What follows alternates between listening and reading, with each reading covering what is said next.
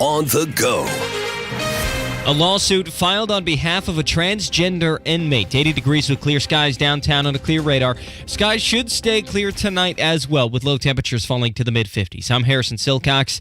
Here's what's trending at 3:30. The ACLU of Indiana has filed 5 lawsuits now against legislation that was passed in the state this year. And they say this most recent one is over medical care for a transgender woman who's behind bars. I'm John Herrick. They're suing the Indiana Department of Correction because that person in a correctional facility in Perry County is not getting gender-affirming surgery when it's needed. They say the new law forces the department to deny necessary gender-affirming care to incarcerated transgender people, which is unconstitutional. John Herrick, 93 WIBC Mobile News. Indy's City County Council President Vop Asali addressed the politics of mental illness. He says he's confident that talking points being used by political opponents of Mayor Joe Hogsett won't impact his chances for re-election.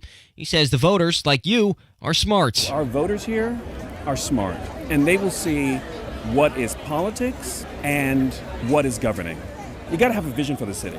And it can't just be what someone else didn't do. Asali says Hogsett's plan to use outreach workers is to help the people who actually need it.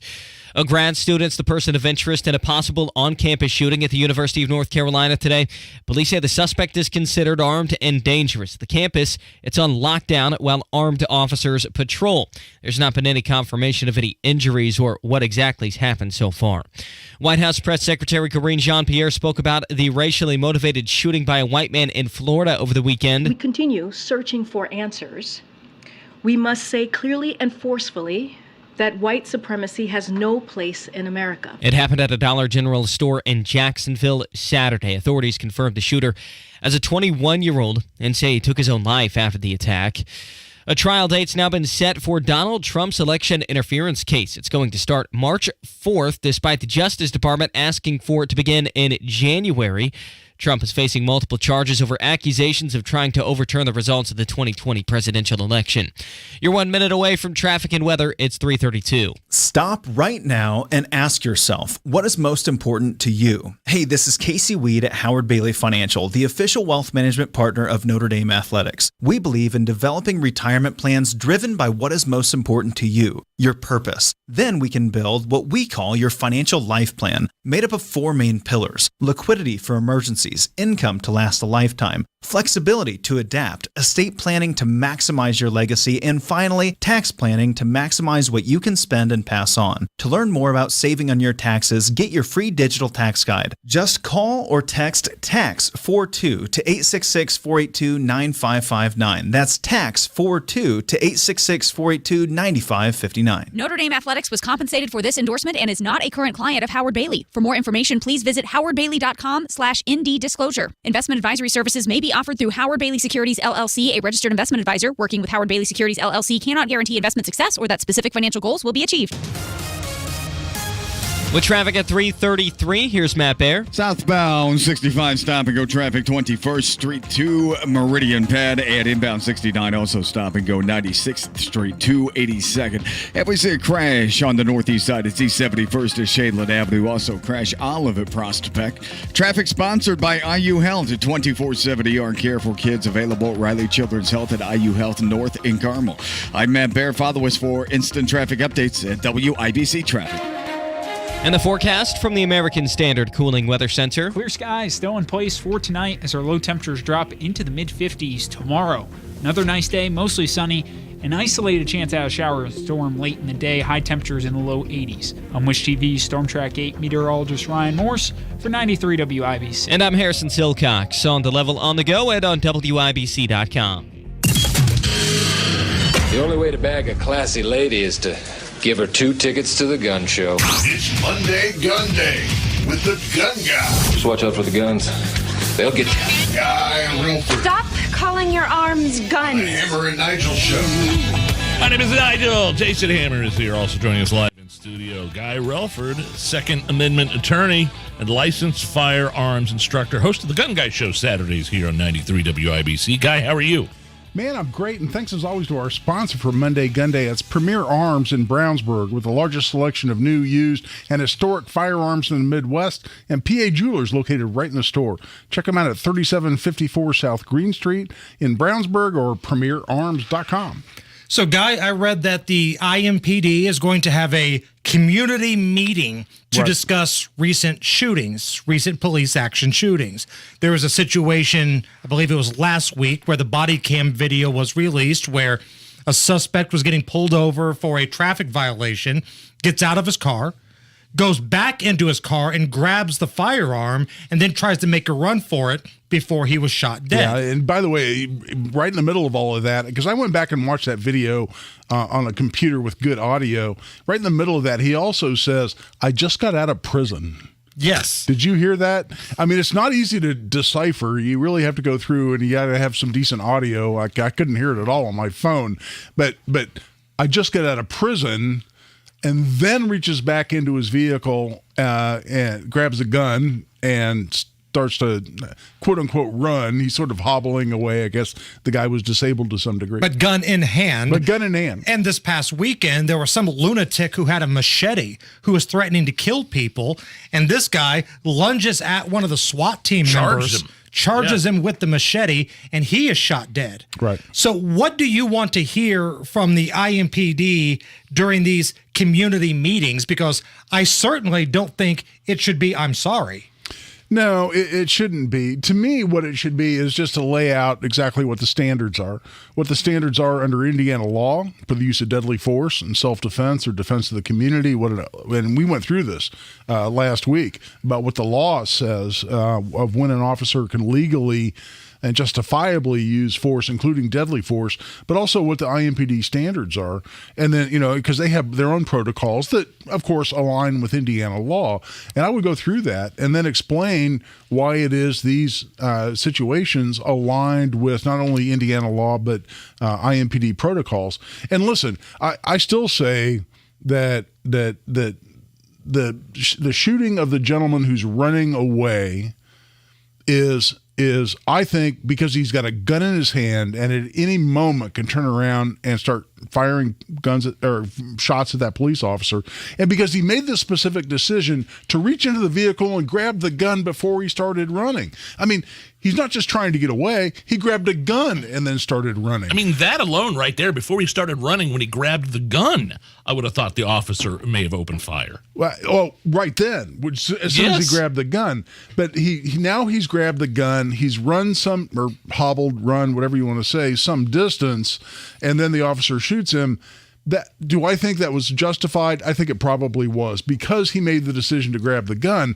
But it's not a clear-cut case. It is closer than people are talking about, because he is running away and because he never did turn around and immediately threaten the officer. Does that mean the officer has to wait until the guy turns around and starts shooting at him? You wouldn't think so. Right. That's why I think legally he's probably in the clear. But because he's running away and the officer shoots him in the back, then I could see, reasonable minds differing on this. Well, in this community meeting, I think is being scheduled by IMPD because some media outlets, some TV stations in Indianapolis have simply just done the reporting. IMPD shoots man in the back as he was running away. Oh yeah, well, and it's white cop, black police officer, right? So that's always going to get a lot of attention. Yeah. I mean, and sometimes when it has been even black police officer and black suspect, it's been, very one-sided in terms of the reporting. So again, one thing I don't want to hear from the IMPD is I'm sorry. I think the message has to be simple, and it even has great alliterations. Put down the gun and don't run.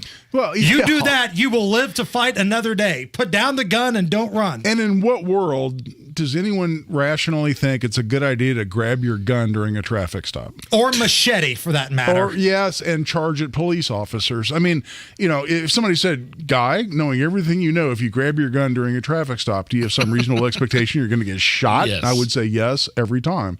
And listen, these officers are pulling people over all the time. They don't know what's going through their mind. They don't know what's going on. Suddenly there's a gun involved. That person makes a decision to arm themselves in the middle of a traffic stop. Listen, I empathize with those officers 100%.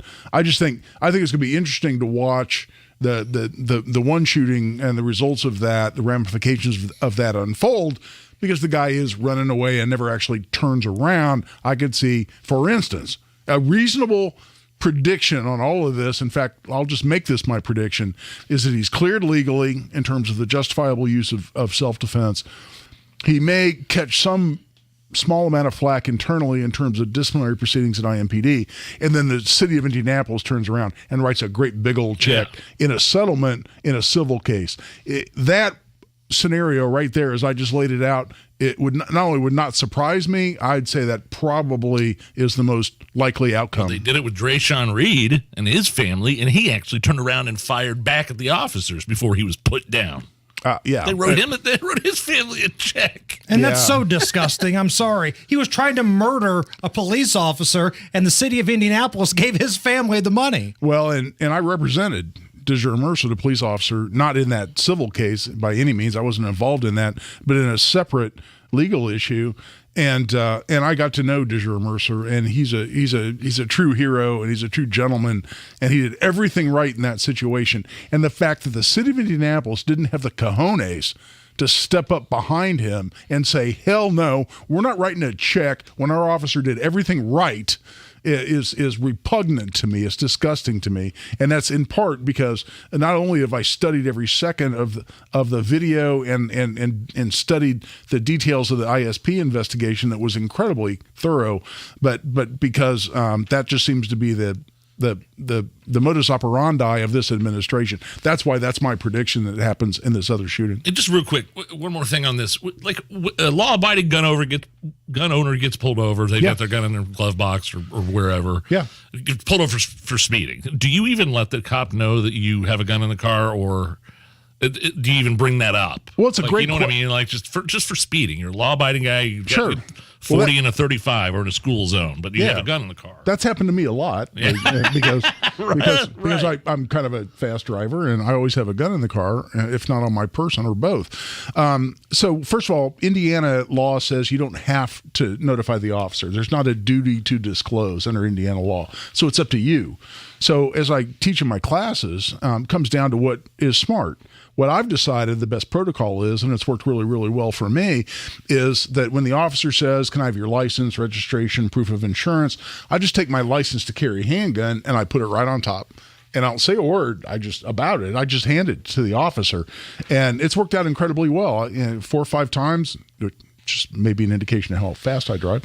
But an officer has looked at that and said, oh, I take it there's a gun in the car. Yes, sir, there is. Where is it? It's in a holster on my hip, or it's in a safe in the console. And every officer has thanked me for telling them. And in fact, one time in Carmel, after 72 and a 45. Ooh, good Lord. Yeah. You're the race guy. You're not the gun guy. You're the racing guy. Well, I was at a light, and there was a young kid in a Mustang next to me, 5.0, who thought he had a fast car. And I felt compelled to point out to him that he didn't really have a fast car. He called you chicken, didn't he? Yeah, That's what happened. So I'm sorry. That was on at that point. But as I left him in the dust. Yeah. I got pulled over. In fact, my radar detector just went. I went, okay, that's it. I'm done. I just pulled over, and the officer walked over, and he was kind of chuckling because he didn't have to turn his lights on. I just pulled over, and he walked up, and I did just what we talked about. And I put my license to carry handgun right on top and handed it to him, and he chuckled. He goes, I take it there's a gun in the car. And I said, yes, sir, there is. And he said, I'll make you a deal. And I said, yeah, what's that? And he goes, you don't touch yours, I won't touch mine. And I like that deal. Good deal. And ended up with a warning, by the way. Oh, wow. For 50 and a 45. But anyway, I just think that's a good way to handle it, Nige. Do they know, like, if they pull your license plate up on their screen before there's not anything information that would come back that would notify them that you have the gun, right? See, that's another fabulous question. When they run your plate, your registration, no. But a lot of officers will run your plate, see who the registered owner is, and then they will run the driver's license of the registered owner, which may or may not be the driver, right? I mean, it's just the registered owner. But if they run the driver's license, then they're told, without even asking, if police officer runs a driver's license in Indiana, they are told immediately that they have a license to carry handguns. That's why sometimes an officer will walk up to the window and just say, "Where's the gun?" Okay. Really? Now that may also because my license plate says gun lawyer. I don't know. Right. And you're known as the gun guy and you're Guy Relford. Yeah. So, hey, stick around for one more break. Always. I want to get your thoughts on this statement from the Jacksonville County Sheriff, a guy by the name of T.K. Waters. They had a horrific mass shooting that took place in Jacksonville. Sounds like it was racially motivated, but the headline is what was said by the sheriff in the press conference, and I want to get your thoughts on that. Absolutely. It's Monday Gun Day. Guy Relford. It's the Hammer and Nigel Show. Turn to us at Koenig Equipment for sizzling summer savings on the John Deere compact utility tractors you need to breeze through your property projects this season. Right now, get 0% financing for 84 months or save up to $3,400 cash on select 1 and 2 series models. Don't miss your chance to tackle every task on your land for less. Visit us in-store or online at KoenigEquipment.com. Reggie was a nurse for 16 years. I had become very burnt out. I wasn't making good money. Then it happened. There was an ad for My Computer Career, and it just spoke to me. My Computer Career was the best decision he ever made. I could study anywhere from my laptop, and I was working in the first couple weeks of me being in class. Reggie hit a home run. The field is teeming with jobs. Become an IT pro in just months with zero experience at mycomputercareer.edu. The school is amazing. It's not rocket science. It's mycomputercareer.edu. This is one student's experience. Individual results vary. Do you have heart failure and often hear, "Those stomach issues ruined your birthday"? "You're too tired to play catch, Grandpa." Sweetie, you haven't touched your tools since the carpal tunnel syndrome diagnosis. If these seemingly unrelated symptoms sound familiar, talk to your cardiologist. Ask about transthyretin amyloid cardiomyopathy, or ATTR-CM, a rare and underdiagnosed disease that gets worse over time. Learn more at connecttoyourheart.com. That's connecttoyourheart.com. Sponsored by Pfizer. GeoFocus Academy is the premier online private school for Indiana students, helping students build a successful future regardless of race, income, or geographic boundaries. 96% of Indiana residents qualify to attend tuition-free using the Indiana Choice Scholarship. With certified teachers and hands-on learning from home, you can create a bright future for your child. Now enrolling grades K through 12 for the 2023-2024 school year. Learn more at k12.com/GFA. GeoFocus Academy, where education clicks. That's Faber's Bean Window. Trust me. Are you thinking about your next home improvement project, but you need more than a window replacement? Whether it's siding, entry doors, or maybe a bath or shower remodel, design it before you buy it. That's right. B's using the latest in technology to create an architectural design so you can see our products on your house before you purchase. And for a limited time, receive 40% off all products, plus a free entry door and 20 months, no interest, no payments. Trust me. Pierce Jewelers is the best family-owned jewelry store in Carmel. All jewelry and watch repair, appraisals, and custom design are done in-house. Shop local, shop smart, shop Pierce Jewelers. Tune in Saturdays 9 to 1 for the Home and Garden Show for advice and fun, brought to you by Michaelis. Water, storms, fire, and wet basements. Life happens. Michaelis happens to help you through it. I'd rather be folding laundry. This is gonna be fun. Said no one ever. Also, no one enjoys wasting time in traffic. That's why we love saving you time. Matt Baer Traffic. Backups are already starting. On 93 WIBC. We've got more Monday Gun Day with Guy Relford coming up right after we check the roads with Matt Baer. Inbound 69, crash after 96th Street, and right now the right lane is blocked, slowing us down a little bit. Crash 71st at Shadeland. Crash at Olive Street at Prospect Street, and inbound 65 stop and go from 21st on in. Traffic sponsored by IU Health, 24/7 ER care for kids available. Riley Children's Health at IU Health North in Carmel. I'm Matt Baer with traffic on the 5s. Follow us at WIBC Traffic. 80 at the American Standard Cooling Weather Center here at 93 WIBC. It is Monday Gun Day. Guy Relford with us, 2A attorney, firearms instructor, and the host of the Gun Guy Show here at 93 WIBC. So, Guy, in Jacksonville over the weekend, mass shooting, manifesto left behind. Shocking, we got all the information of this manifesto out right away because it was very racially motivated, somebody wanting to kill African Americans. It happened at a predominantly African American university. So take a listen to this. This is the Jackson County Sheriff, T.K. Waters, talking about who's really to blame here. Well, we have to stop people that have bad intentions. Guns, the story is always about guns. The people are bad. This guy's a bad guy. If I could take my gun off right now and I lay it on this counter, nothing will happen. It'll sit there. But as soon as a wicked person grabs a hold of that handgun and starts shooting people with it, there's the problem. The problem is the individual. Now, guns are a tool that people use to do horrible things. But it's the individuals that wield these things. Your thoughts? It's so refreshing to hear that from law enforcement and to hear that it got a little bit of media coverage, because that's always the point. I mean, it's still offensive to me and frustrating to me to even hear the term gun violence. I mean, when do you hear the term knife violence or fist violence? Car violence. Or car violence. I mean, you don't. It's like everybody wants to tie it to their political agenda, which is to demonize the instrumentality rather than the evil intent and the flawed heart of the person committing the crime. And the fact that a law enforcement officer would stand up and to say what he said, something I've been saying for 30 years, and it falls on deaf ears too many times, is just really, really refreshing to me. Because there's no such thing as gun violence. There's violence, and exactly as he said, a gun is just an instrumentality. It's a tool. It has no soul. No such thing as good guns or bad guns. It all comes down to whose possession that gun is in and what their intent is. And I loved hearing that. I mean, it means a lot to me that he was willing to say that publicly. So I want to get your attorney hat on here, your 2A attorney hat here. A Massachusetts judge has ruled against the idea that carrying guns across state lines is unconstitutional. Well, this is huge. And what this was is a guy lived in New Hampshire, and he could legally carry in New Hampshire, but he crossed the line into Massachusetts, and he got pulled over, was found with a handgun, and he didn't have a Massachusetts license to carry. And so he was prosecuted for that. And in that case, and this is just at trial court level, his lawyer very, very smartly brought an argument to say, hold on, under the new Supreme Court decision, this is a decision you guys and I have talked about a lot. It's Bruin, right? Yeah, Bruin. It's New York State Rifle and Pistol Association versus Bruin. And it says that to be sustainable under the Second Amendment, it's all based on the text, history, and tradition. So does the text of the Second Amendment cover the activity?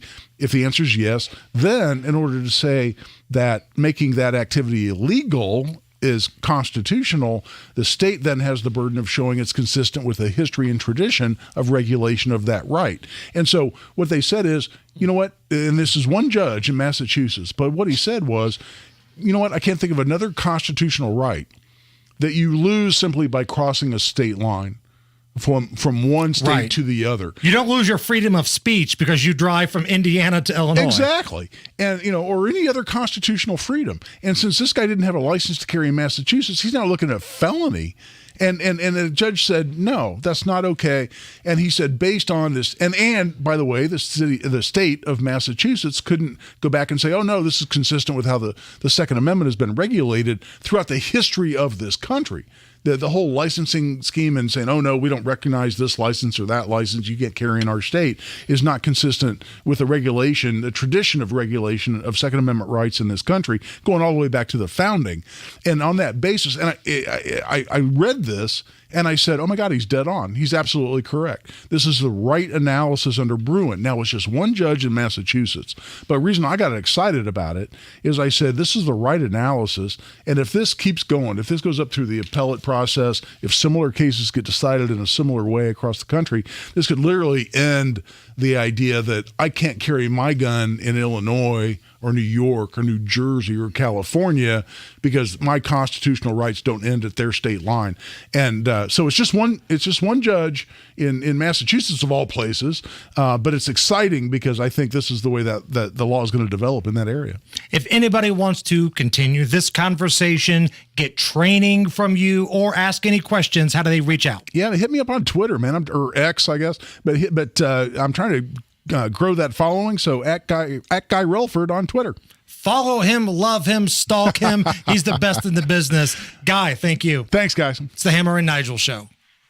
All Hoosier families want the best for their kids, but parents of children with autism face special challenges, and they're counting on Governor Eric Holcomb. Thousands of Indiana children with autism are enrolled in applied behavior analysis therapy centers. ABA centers provide a safe learning environment where parents know their children will be understood and taught lifelong skills. But the Holcomb administration has proposed deep Medicaid cuts that could force ABA centers to close. Kate is the mother of a son with autism.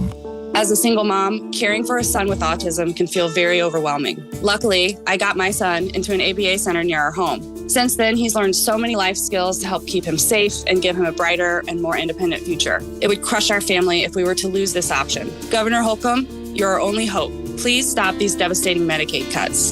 Governor Holcomb, listen to Hoosier families and ensure children with autism in Indiana get the care they deserve. Paid for by Indiana Act for Families. This is an important notice to consumers facing $10,000 or more in credit card debt, medical bills, or other unsecured debt. You may not be required to pay it all back because there are special programs now in effect that will significantly reduce the amount you will owe if you qualify. This is not bankruptcy or a debt consolidation loan. These programs, which the credit card companies like to keep secret, exist to aid American consumers struggling with overwhelming credit card debt by offering tremendous savings and real debt relief. Accredited Debt Relief has established a special hotline for you to call and learn what savings you qualify for. They've helped qualify consumers with over $1 billion in debt and are A+ rated with the Better Business Bureau. So don't wait. Get the relief you need during these hard economic times. For this free information, call the Accredited Debt Relief Hotline now. Call 800-593-4411. 800-593-4411. 800-593-4411. Whether you're an experienced firearms owner or are just thinking about getting a new firearm, Atkinson Firearms in Greenwood has everything you need. With brands like Glock, Smith & Wesson, Canik, Colt, Henry, SIG, and much more. If Atkinson Firearms doesn't have it, they can get it. Plus accessories, from holsters to ammo and everything between. Atkinson Firearms is firefighter owned and veteran staff with a new larger location. Follow Atkinson Firearms on Facebook. Atkinson Firearms, off County Line Road next to the Greenwood Airport. Jim Gaffigan here with some more Straight Talk. Let's take a moment to appreciate our sweet children, loving grandparents, and eternal soulmates. Now let's use them to save money on wireless. Because with the Straight Talk Silver Plan, you get 4 lines for just $25 a month with unlimited data and no contracts. So add those human pawns, loved ones, and save money. Thanks, kids. They're finally worth it. Straight Talk Wireless, available at Walmart. Get 4 lines on Silver Unlimited for $25 per line per month, plus taxes and fees. For data management practices and additional terms, visit straighttalk.com. Do you get sinus infections, congestion, sinus pressure and pain, above your eyes, below your eyes, sinus headaches? You've gone to the doctor, you've visited urgent care over and over again, and it's always the same thing. I know. Let's try antibiotics and nasal sprays. But the sinus infections keep coming back. The good news? Relief is possible. How? A minimally invasive procedure done in the office of Indianapolis Sinus Center called balloon sinuplasty. Imagine the relief of not having to deal with your sinus infections anymore. Set an appointment today with Indianapolis Sinus Center and find out if balloon sinuplasty is the solution for you. Call 317-528-9650. 317-528-9650. That's 317-528-9650. It takes everyone in the community working together to create a brighter future. Give, advocate, volunteer, live united. Visit liveunited.org to learn how you can help. Coming up in 2 minutes, Indy City County Council President says progress has been made with homelessness in Indy. Why the ACLU is filing another lawsuit against the state, and John Herrick reports on the Rally Conference coming to Indy. All that and more coming up after Fox News Radio from the Peterman Brothers Heating, Plumbing, and Electrical Studios. You're listening to 93 WIBC, WIBC HD1 Indianapolis. It's 4 o'clock. Shelter in place. I'm Kevin Uretsky, Fox News. That was the word from a major U.S. college this afternoon, warning of an armed, dangerous person on or near campus. University of North Carolina Chapel Hill told people on campus to shelter in place, writing in an alert that a suspect was at large. They urged people not near campus to stay away. Shortly after the incident began, they released a picture of a male they believe may be the suspect. He appears to be Asian with short hair. His name was not immediately released, along with this picture. Fox's Jessica Rosenthal, that shelter-in-place order remains in place, and the school says the suspect is still at large. Former President Trump will stand trial in federal court on charges of attempting to overturn the 2020 election starting March 4th. Defense lawyers had asked for a trial date no sooner than April of 2026, saying such a delay is necessary given the huge volume of evidence they're reviewing. Prosecutors proposed a January trial. March 4th, however, is the day before Super Tuesday, when several states hold primary elections. In a social media post, Trump says his legal team will appeal the trial date. Fox's Jared Halpern. The former president and his 18 co-defendants will be arraigned September 6th in the Georgia state case, alleging efforts to overturn the election results there. And today a hearing in Georgia in which former Trump Chief of Staff Mark Meadows is asking for jurisdiction for his part of that case to be moved to federal court. The west coast of Florida preparing for the arrival of Tropical Storm Idalia as an anticipated strong hurricane late tomorrow or early Wednesday. Florida Governor Ron DeSantis. Even here in the Tampa Bay area, there is going to be power outages, so just prepare for that. We've got a lot of people staged that are going to do something about it to try to restore, but there's no way you're going to get through this storm without losing power. At the close on Wall Street, stocks up 213 points. America's listening to Fox News. 93 WIBC Mobile News. On the level, on the go. He claims it's getting better. 80 degrees, sunny, downtown, all clear on the radar. Clear skies tonight with temperatures dropping below 60. I'm Harrison Silcox. Here's what's trending at 4:02. He's confident voters will see past some of Indy's troubles in the next election. Indy City County Council President Vop Osley says a lot of progress has been made when it comes to the city's homelessness problem. And between the administration and the council and the various departments, there has been tremendous action these last 7 years. An amazing amount of action. He says outreach workers downtown have been helping those struggling with mental illnesses.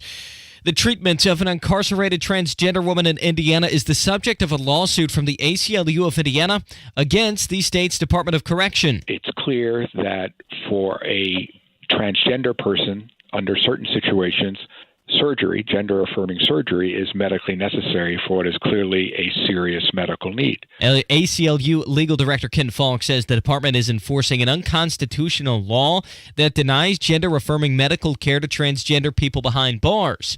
He says the law violates the 8th Amendment as well as the Equal Protection Clause of the 14th Amendment. Bags of frozen sweet corn and mixed vegetables sold at Food Lion and Kroger are being recalled because of possible contamination. The recall was initiated after a customer's bag of sweet corn was found to have potential bacteria in third-party lab results. You can return those bags to the store for a full refund.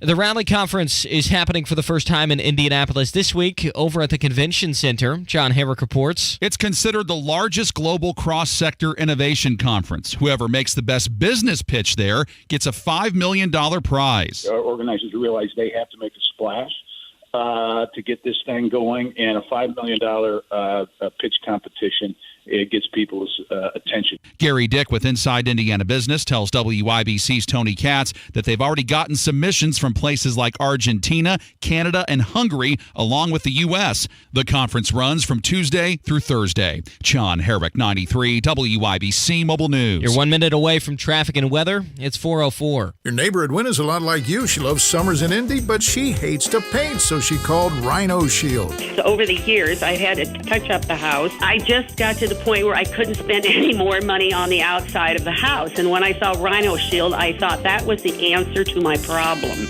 Rhino Shield specifically formulated for our climate. It's better than paint. I'd had painters here before, and it was usually quite a disaster with them leaving their equipment here and picking up things in the yard. But Rhino Shield was right on it. Right now, take advantage of Rhino Shield's summer savings. Get $1,000 off plus 0% interest for 18 months. The gentleman said, if you're interested, give me a call. And I said, honestly, can you come tomorrow?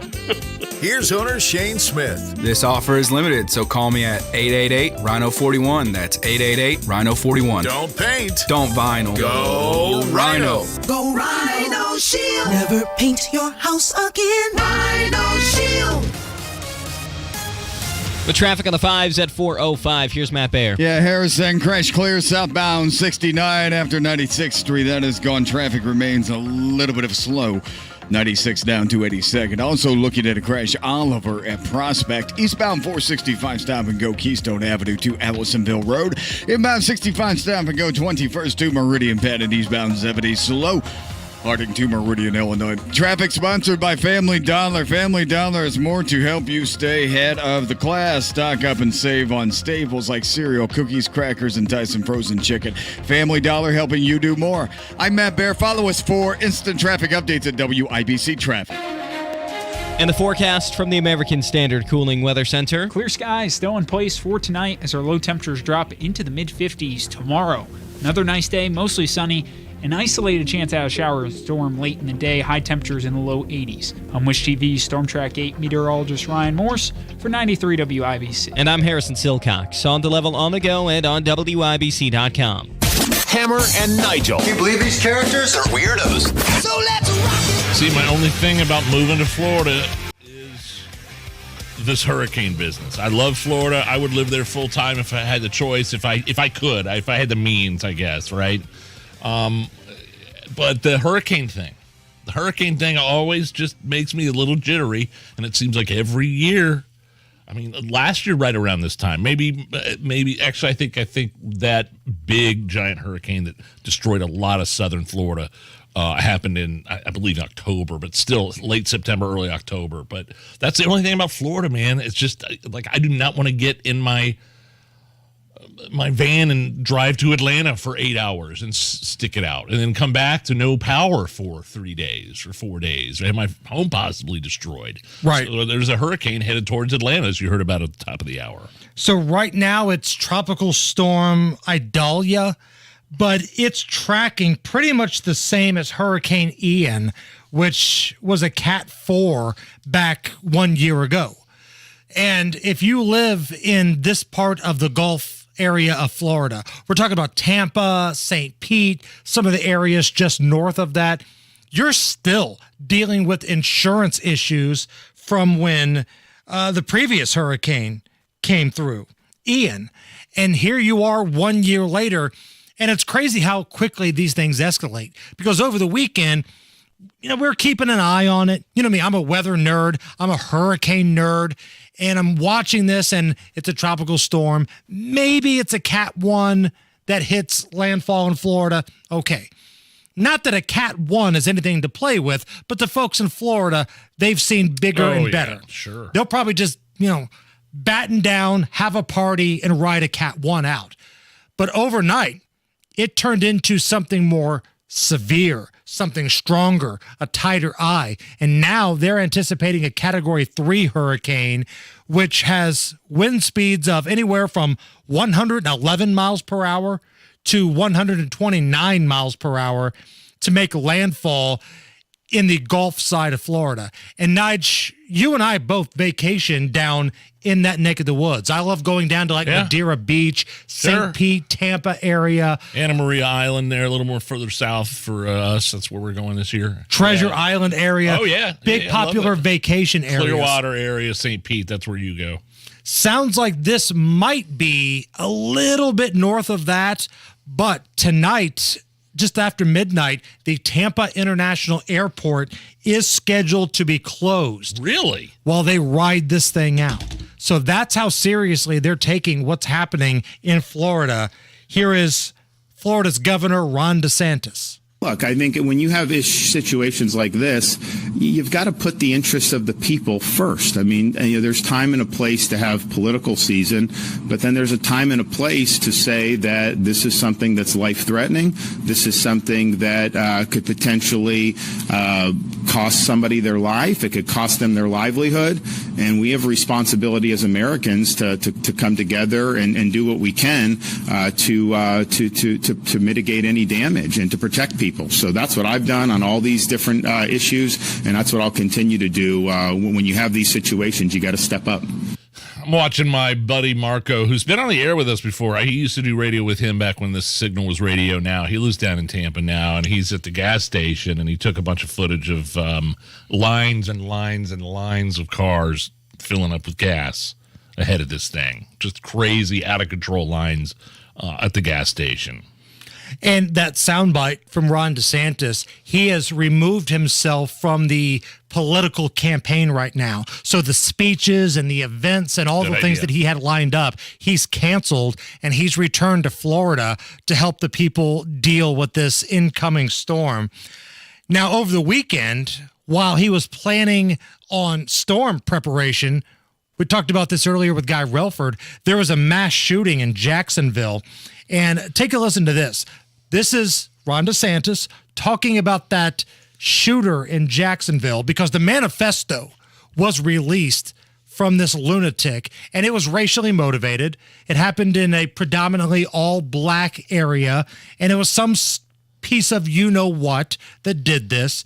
And I love that Ron DeSantis basically calls him a racist scumbag. Able to speak with Sheriff T.K. Waters in Jacksonville about the horrific shooting that took place. This shooting, based on the manifesto that they've discovered from the scumbag that did this, was racially motivated. He was targeting people based on their race. That is totally unacceptable. This guy killed himself rather than face the music and accept responsibility for his actions, and so he took the coward's way out. But we condemn what happened in the strongest possible terms. We've offered support for Sheriff Waters and the city of Jacksonville, and we send our condolences to the victims and their families who were the victims of a very cowardly act. Now, it's interesting, though, that when it's a white shooter targeting minorities, hot damn, that manifesto is out, it's released, everybody can read it, here's what it said. But when it's the Tranifesto from Nashville, the transgender lunatic that stormed into the, I believe it was a Catholic school, Christian school, and shot the children, we still don't have that out. What about what about the motivation of the guy that killed 6 people outside of Milwaukee during the Christmas parade? Wonder what the motivation could have been there. Nope, still nothing on that, and that was years ago. Crickets on both of those. Now, Ron DeSantis went to speak to a ceremony, like a vigil type ceremony that was taking place in Jacksonville. And again, this was a predominantly all-black area. So Ron DeSantis and his wife, Casey, the only white people there, basically, if we're being honest about it.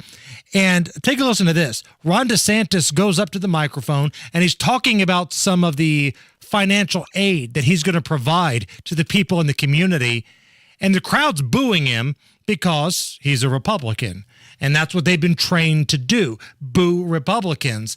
But there's a Democrat councilwoman from Jacksonville that takes the microphone and steps up and basically puts an end to all the nonsense. Well, thank you for doing this. I want to just say to the councilwoman,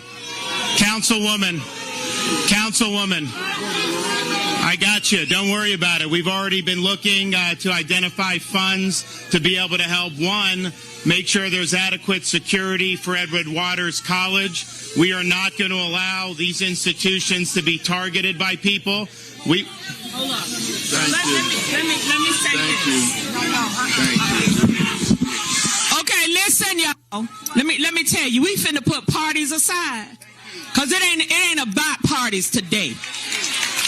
A bullet don't know a party. So don't get me started. Okay, Jacoby is nice, but Ann is not. Now, if the governor wanted to come here and he bringing gifts to my community, y'all know I'm taking the gifts because we've been through enough already, and I don't want to go through no more. Wow, that's a powerful piece of audio right there. I know nothing about this Democrat councilwoman. She could be a complete. She sounds rational, actually. She sounds. I mean, that's what you want to hear right there. Right. When your constituency, this councilwoman's people are all booing the governor who's trying to help the community, she grabs that microphone. Shut up. He's doing us a favor. He's bringing us help and aid. He's doing us his job. It's not even a favor. It's his job. Yeah, that's a pretty powerful piece of audio right there.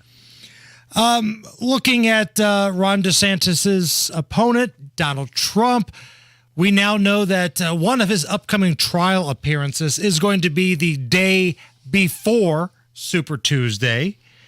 And then you've got Joe Biden, who is scheduled to go on another vacation later this week. So again, Hawaii burnt to the ground. East Palestine, they still haven't gotten people back in homes. Florida about to get hit with a Cat 3 hurricane. And Joe Biden will be going on vacation again at the end of this week. Now, a lot of people are wondering, why hasn't the House of Representatives, which is Republican heavy, why haven't they filed some sort of impeachment process against Joe Biden?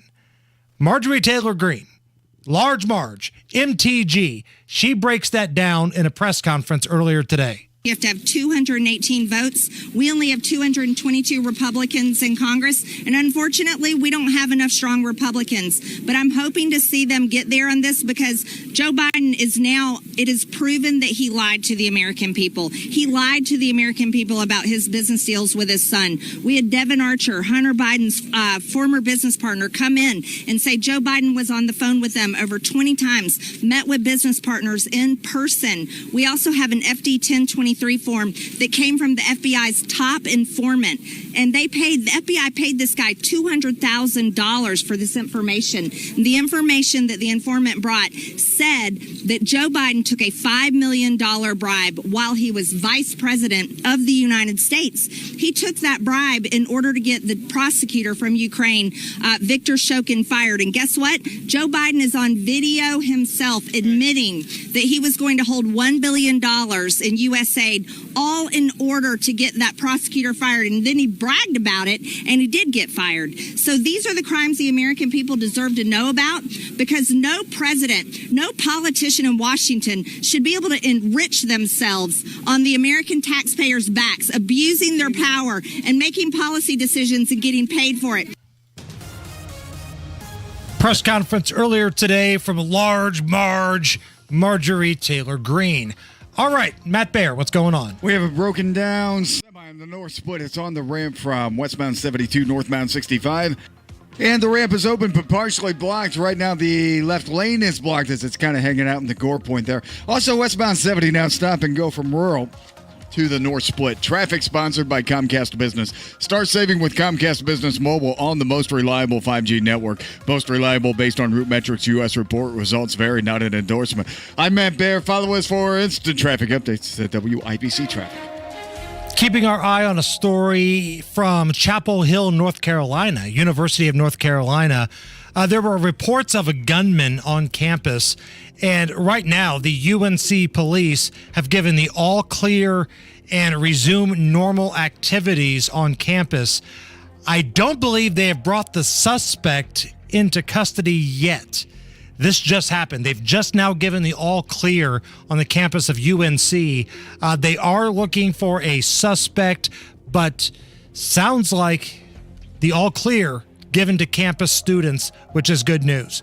All right, we have got a fun round of Is This Anything coming up next. It's 80 at the American Standard Cooling Weather Center at 93 WIBC. Whether it's driving a race car, building a business, or just being mom, you gotta solve problems. I'm former IndyCar driver Sarah Fisher, and when my problem was foot pain, the Good Feet store became my problem solver. Having the Good Feet store on your team is like having a great pit crew, helping to keep the feet and body in alignment and well balanced. Now I drive, walk, run, and live life pain-free. At the Good Feet store, they know that foot pain can impede everyday life. It's a constant battle that can affect you physically and emotionally, putting a strain on everything from small tasks to big adventures. As Indy's premier arch support specialist, the Good Feet store enhances the quality of life for anyone desiring to live life without limits. My Good Feet arch supports help me cruise through my days in comfort. See how they work for you with a free, personalized fitting at either one of our 2 Indianapolis locations, or make an appointment at goodfeet.com. All Hoosier families want the best for their kids, but parents of children with autism face special challenges, and they're counting on Governor Eric Holcomb. Thousands of Indiana children with autism are enrolled in applied behavior analysis therapy centers. ABA centers provide a safe learning environment where parents know their children will be understood and taught lifelong skills. But the Holcomb administration has proposed deep Medicaid cuts that could force ABA centers to close. Kate is the mother of a son with autism.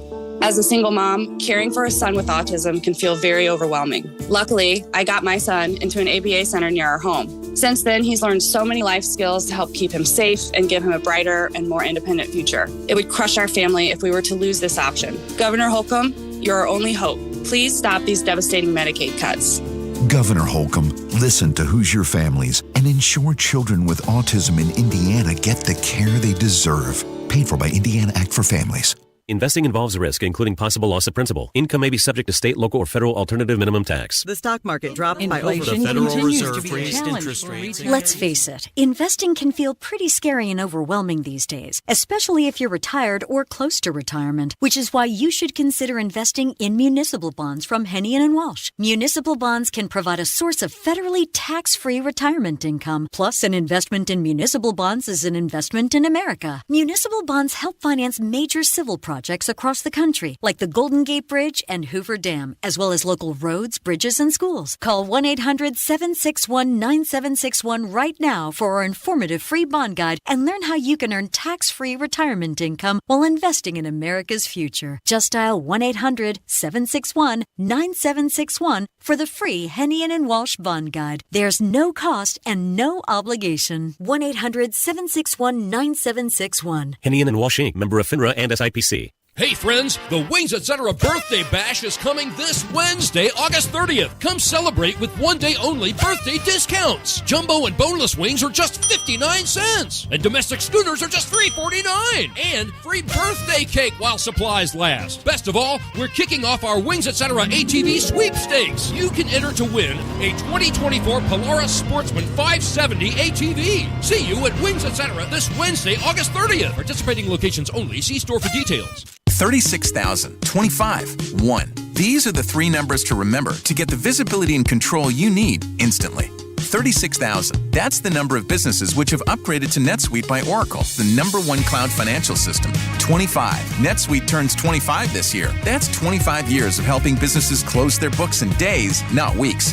1. Because NetSuite is everything you need all in one place. Right now, download NetSuite's popular KPI checklist for free at netsuite.com/today. This summer of fun is brought to you by Citizens Energy Group, reminding listeners to water their lawn only twice a week. Get more info at citizensenergygroup.com/waterwise. That's citizensenergygroup.com/waterwise. This hour on 93 WIBC, powered by Pierce Jewelers, Carmel's Diamond Engagement Ring Store. Hammer and Nigel presents It depends upon what the meaning of the word is. Is this anything? All right, let's rock and roll. Hammer, how do we play Is This Anything? I am going to run some stories by you. You break down all the information, and you give us the verdict. Is the story anything or not? We start with this, and I watched this yesterday. This was so awesome. This was just an amazing moment for a youngster. It's the championship game, the Little League World Series. You've got the international champions from Curacao taking on the United States champions from El Segundo, California. Left my wallet in El Segundo. Tie game, bottom half of the final inning, and a kid from El Segundo comes to the plate. Curacao has not allowed a home run at the World Series. Challenged him! Until now. This game is over! Louis Lappy does it again! California, your Little League World Series champs on a walk-off home run! What a moment for that kid. Yeah. That gives the Little League World Here's Series my question. All championship. right, we got it. I mean, you've been around baseball all your life. You've done travel teams. The kid from Curacao who throws that pitch, what's going through? Like, what are the age ranges, first of all, of these kids? Do we know what? I mean, they're not. I think it's like 12, early. like 12-year-olds, 13-year-olds tops. I think. I could be wrong. Okay. But yeah. But that's an awesome moment for the American player from California. I just imagine these kids are like emotional messes, that especially the guy that gives up a walk-off home run to win the World Series, the Little League literally a World Series. Teams all across the world play at this thing. I mean, that's sports, though. Like, Bill Buckner had an amazing career in Major League Baseball, but when you say his name, the first thing that comes to your mind was that ball going between his legs for the Boston Red Sox.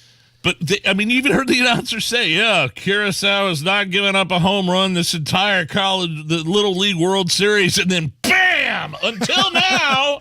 And it was a no-doubter, man. That El Segundo kid just took it for a ride. But Curacao, didn't they hit some sort of grand slam during that game to tie the score? Yeah, California was up like 5-1. Yeah. And then Curacao kid hit a granny and tied it. So we go to the bottom inning, and that's a moment that kid is going to have for the rest of his life. The Curacao kid too, though. If you're a parent, if you're a coach, how do you coach that kid after the game's over? What do you say to that kid? You just pull him aside and say, you made a good pitch. He hit it. He's good. Those guys on the other side, they're here for a reason. He's a good hitter. Yeah, that's baseball. I mean, we got to the championship game because you guys are good. There's no doubt. And let me tell you, I've coached travel ball for a while. We went down to Florida for a couple of years. And when you go play the travel tournaments down there, you get some of these teams from the Dominican Republic and Curacao, Caribbean, and Puerto Rico. They're legit. I mean, those kids are scary good. How amazing of ball players they are. So, like, if this kid that gave up that home run goes on to play Major League Baseball, is he really going to care? I don't know. He'll probably think about it, but I think he's going to be okay. All right. What's next? Steve Harvey, stand-up comedian, host of The Family Feud. He sent out a tweet asking his followers to name a comedian that they don't think is very funny. But the problem is, he didn't actually send it out. He posted a video on his social media saying that he's on vacation and he's not too happy with one of his staff members who put that question out on social media. Somebody works for me on my Twitter, put a statement out that was totally negative. I got to take responsibility for it because they work for me. But the engagement was talking about name a comedian you don't think is funny. Why would I do something like that? My whole brand is to be motivational. You don't know where these young people at in their career, man. They could be coming up in anything. I'm all about positivity. I would have never done nothing like that. My bad, y'all. I'm sorry. Won't happen again, though. Well, I like Steve Harvey owning it, even though it wasn't his fault. And he's right. He's a guy that's all about motivation and positivity. And I like that question. I mean, like, who do you think is a comedian that's not funny? We all have our opinions on that. I mean, that's something we'd ask on this show, not necessarily Steve Harvey's. Right. We don't try to spin it as we're positive all the time. I love Steve Harvey. That dude, I saw that guy's workday because he's got the morning show, and then he's got the TV show, and then he's got the game show. I think he does he do two different, he does the game show and then like some sort of talk show? He's got a Steve Harvey talk show. Yeah. Then he also hosts Family Feud. So he wakes up in the morning at like 4 o'clock in the morning, gets a full workout in, starts his morning show at 6 a.m. And, that's 6 to 10. He does the show from his house. It's one of those deals. And then he goes to the lot and works until like 6 p.m. on the Family Feud. I love that work ethic, man. I can respect that. And he's also really, really, really rich. Really rich. It's worth it. Senator Mike Braun joins us next. This is the Hammer and Nigel Show. Do you get sinus infections, congestion, sinus pressure and pain, above your eyes, below your eyes, sinus headaches? You've gone to the doctor, you've visited urgent care over and over again, and it's always the same thing. I know. Let's try antibiotics and nasal sprays. But the sinus infections keep coming back. The good news? Relief is possible. How? A minimally invasive procedure done in the office of Indianapolis Sinus Center called balloon sinuplasty. Imagine the relief of not having to deal with your sinus infections anymore. Set an appointment today with Indianapolis Sinus Center and find out if balloon sinuplasty is the solution for you. Call 317-528-9650. 317-528-9650. That's 317-528-9650. This is an important notice to consumers facing $10,000 or more in credit card debt, medical bills, or other unsecured debt. You may not be required to pay it all back because there are special programs now in effect that will significantly reduce the amount you will owe if you qualify. This is not bankruptcy or a debt consolidation loan. These programs, which the credit card companies like to keep secret, exist to aid American consumers struggling with overwhelming credit card debt by offering tremendous savings and real debt relief. Accredited Debt Relief has established a special hotline for you to call and learn what savings you qualify for. They've helped qualify consumers with over $1 billion in debt and are A+ rated with the Better Business Bureau. So don't wait. Get the relief you need during these hard economic times. For this free information, call the Accredited Debt Relief Hotline now. Call 800-593-4411. 800-593-4411. 800-593-4411. You see them coming in your rearview mirror. Big trucks can cause big wrecks on our Indiana roads. I'm attorney Daryl Isaacs, the Hammer. We're here to stop these big trucks and their big insurance companies. If you've been injured by a dump truck, delivery truck, concrete truck, or any kind of big truck, we'll fight to get you every dollar you deserve. Click and get help quick at WeWin.com. That's WeWin.com. 93 WIBC Mobile News. On the level, on the go. They don't think she's getting equal treatment. Sunny and 81 degrees downtown. Nothing on your radar. It should stay that way throughout the day. Tonight's low falls to about 56 degrees. I'm Harrison Silcox. Here's what's trending at 4:32. A transgender woman incarcerated at a Department of Correctional facility in Perry County is not being treated fairly, says the ACLU of Indiana's legal director, Ken Falk. She has been diagnosed as having gender dysphoria. She has been receiving gender-affirming hormones, and surgery is still necessary, however, because of the continuing problems that she's having. So the ACLU has filed a lawsuit against the department for denying that woman the gender-affirming surgery they believe she needs. Falk says it's unconstitutional. Indy City County Council President Vop Osili addressed the politics of mental illness, saying he's confident that talking points being used by political opponents of Mayor Joe Hogshead won't impact his chances for re-election. He says the voters are smarter than that. Our voters here are smart, and they will see what is politics and what is governing. You got to have a vision for the city, and it can't just be what someone else didn't do. He also says Hogshead's plan to use outreach workers is to help the people that need it. A grad student is the person of interest in a possible on-campus shooting at the University of North Carolina. This student had to go into the bathroom before class. People started coming in the bathroom, and they were like, there's an active shooter on campus. So immediately we all just stayed hiding in the stalls, squatting on the toilets, just scared. We didn't know what was happening. The campus was on lockdown, but UNC police gave the all clear about 15 minutes ago. However, an arrest has not been reported yet.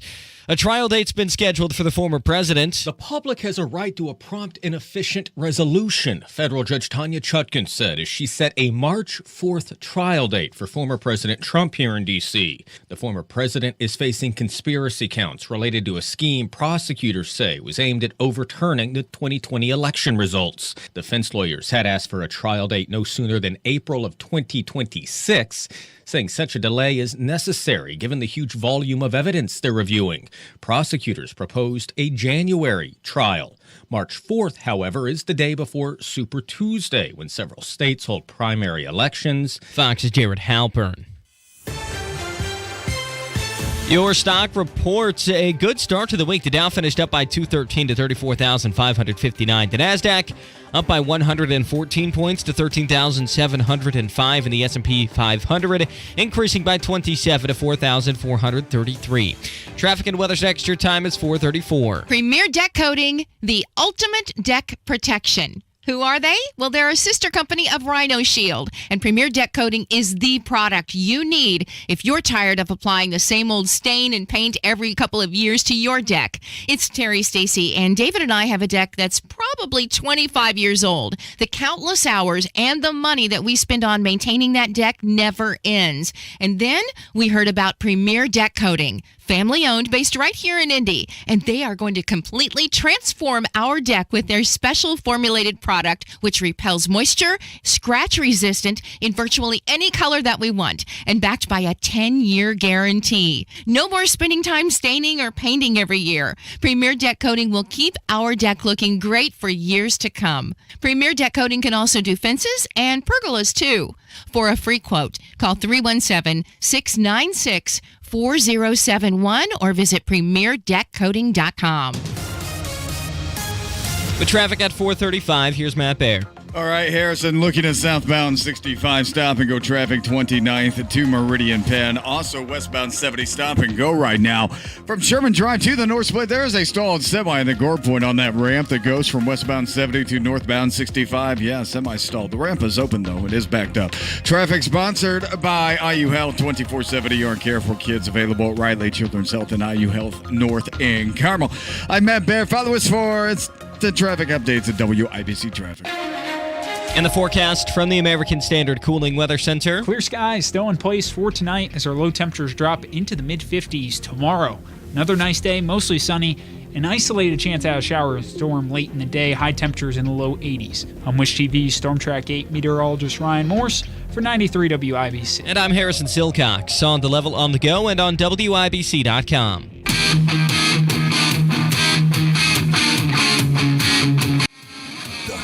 Nigel Show. My name is Nigel. Hammer's right over there with a special guest on the DriveHubo.com hotline. I'm kind of disappointed he's on the hotline and not in person, because the last time he was here in person, he brought us beer. He did. So, he did. U.S. Senator from the great state of Indiana, Mike Braun, who's also running to be governor of the state of Indiana. Senator, how are you? Hey, I'm great. I'm in my hometown, sitting in my office, and here in about a half an hour, head up to Sullivan County for a Lincoln Day dinner. So won't get home till about 9:30, but that's kind of the way the trail's been when you're doing two jobs, finishing out your Senate job robustly and running for governor. So it's been not a dull moment out there.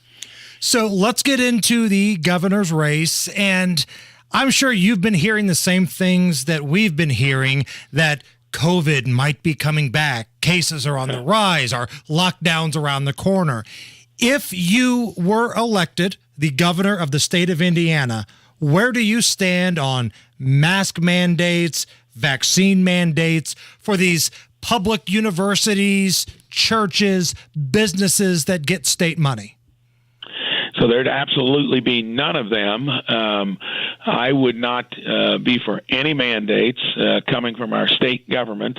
And I don't just, I'll practice what I preach. I was the freshman senator that got that crazy idea of Biden trying to force vaccines onto every worker down to, remember when they were trying that about a year after COVID was in the rearview mirror? That was our office that exercised the Congressional Review Act and got two Democrats to get on board. And 3 weeks later, the Supreme Court said that was a cue to call that unconstitutional. So I was disappointed when I saw what we did.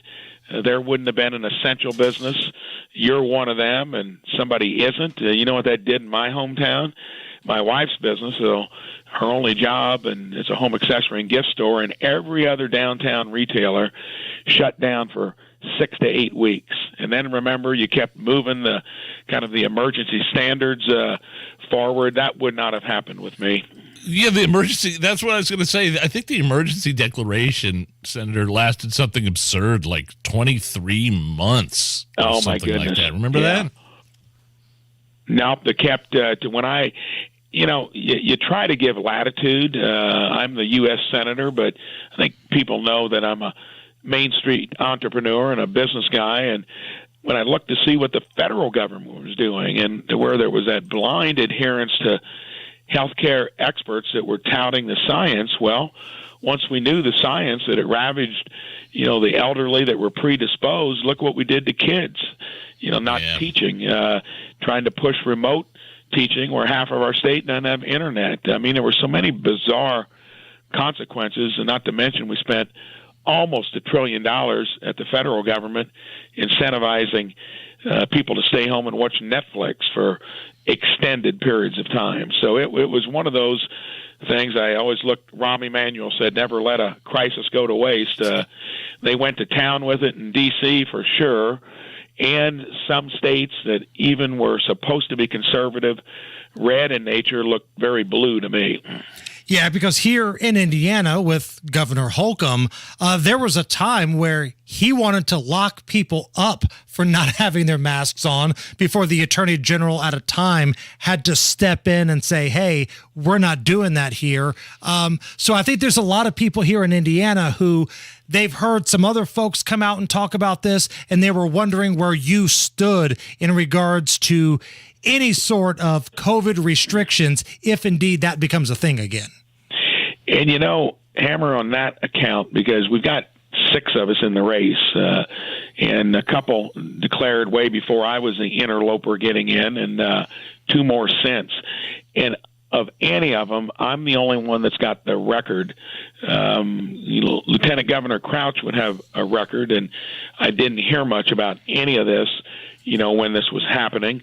But I got a voting record and got a track record that makes me one of the most conservative senators in the U.S. Senate. And I practice what I preach, too, and it's going to be on principle. And I think that's going to be the litigation. Everyone's going to put their bylines and headlines out there in terms of what they're going to do. But I always like to look, what has someone done based on their record? We're chatting with Mike Braun, senator from Indiana, also running for governor. Another big talking point that we've been talking about around here, and honestly, Senator, something that I'm seeing firsthand is the property tax situation.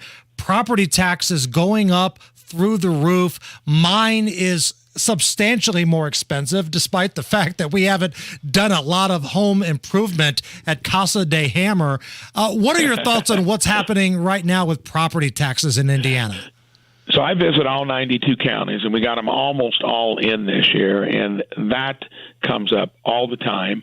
And it was obviously, again, based upon a system that was supposed to reflect market changes, but never was meant to handle something skewed by government. And again, look at the bizarre dynamic triggered by D.C.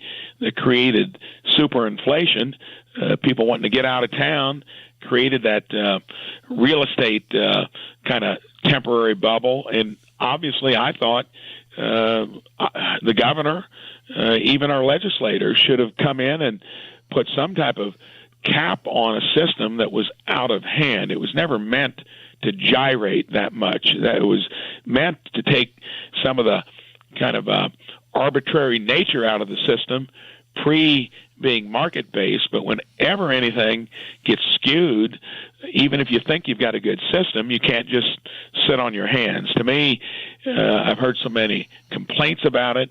It'd be something that I would try to fix so that in the future, if you're ever getting spiked, and if nothing is fixed before I get there, is that you'd obviously put a lid on how much something can go up in a given year, and it should be no more than the growth of the economy at best. So that's warranted. It's out there. You hear it a lot. But the people there should have had something in terms of what they were going to do. That's what I'd do. That's what I'd suggest. You say the word spiked earlier, and I think that's really important here because in this, let's call it what it is, Joe Biden economy where gas is expensive, groceries are expensive, everything is more expensive.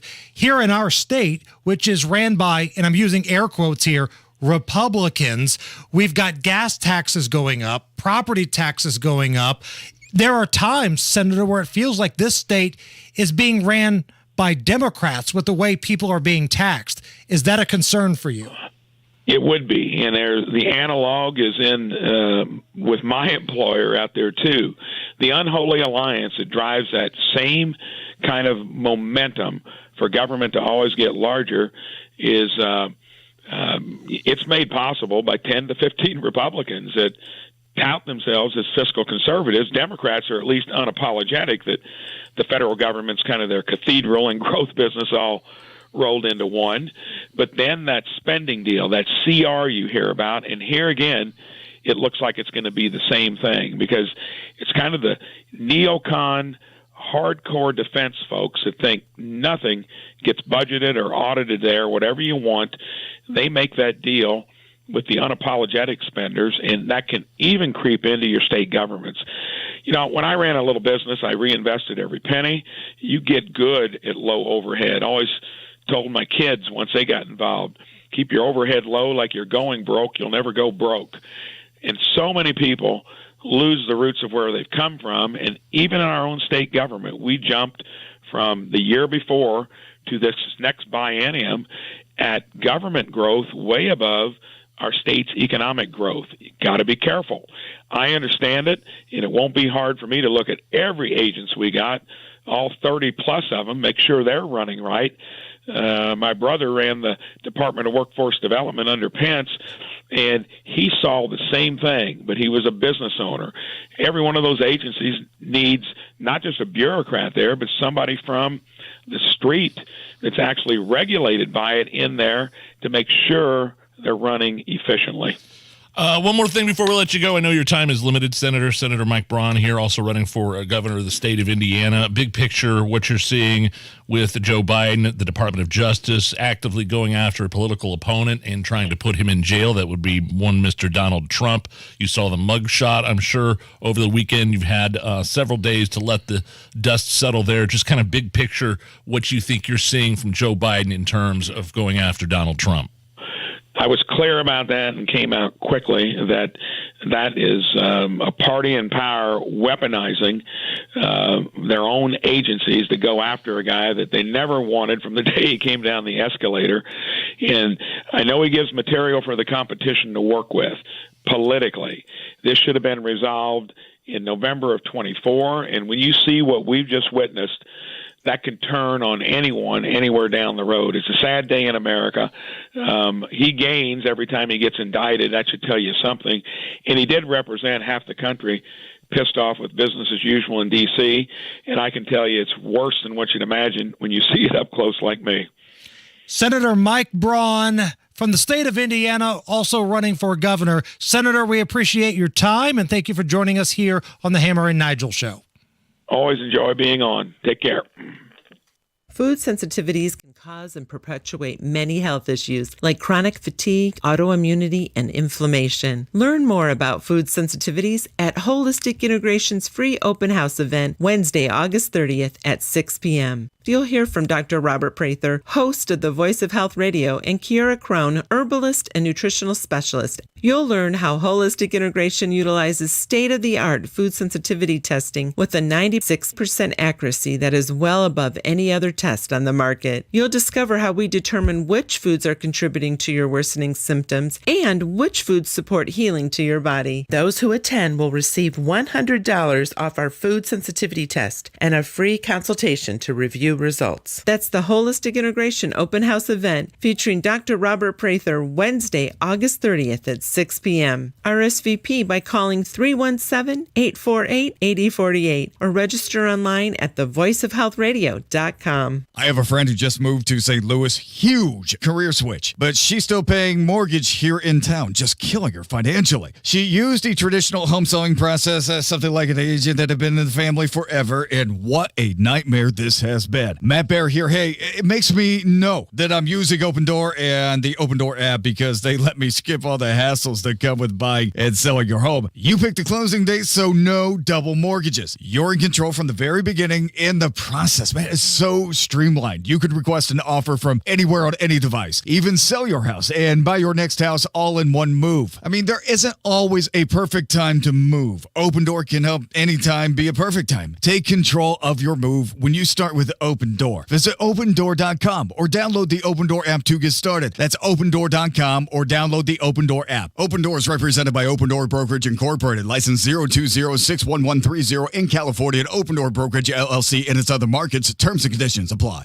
Heart failure, carpal tunnel syndrome, shortness of breath, stomach issues, lower back pain. How does it all add up? If you have heart failure and any of those seemingly unrelated symptoms sound familiar, it's time to talk with your cardiologist and get the full picture.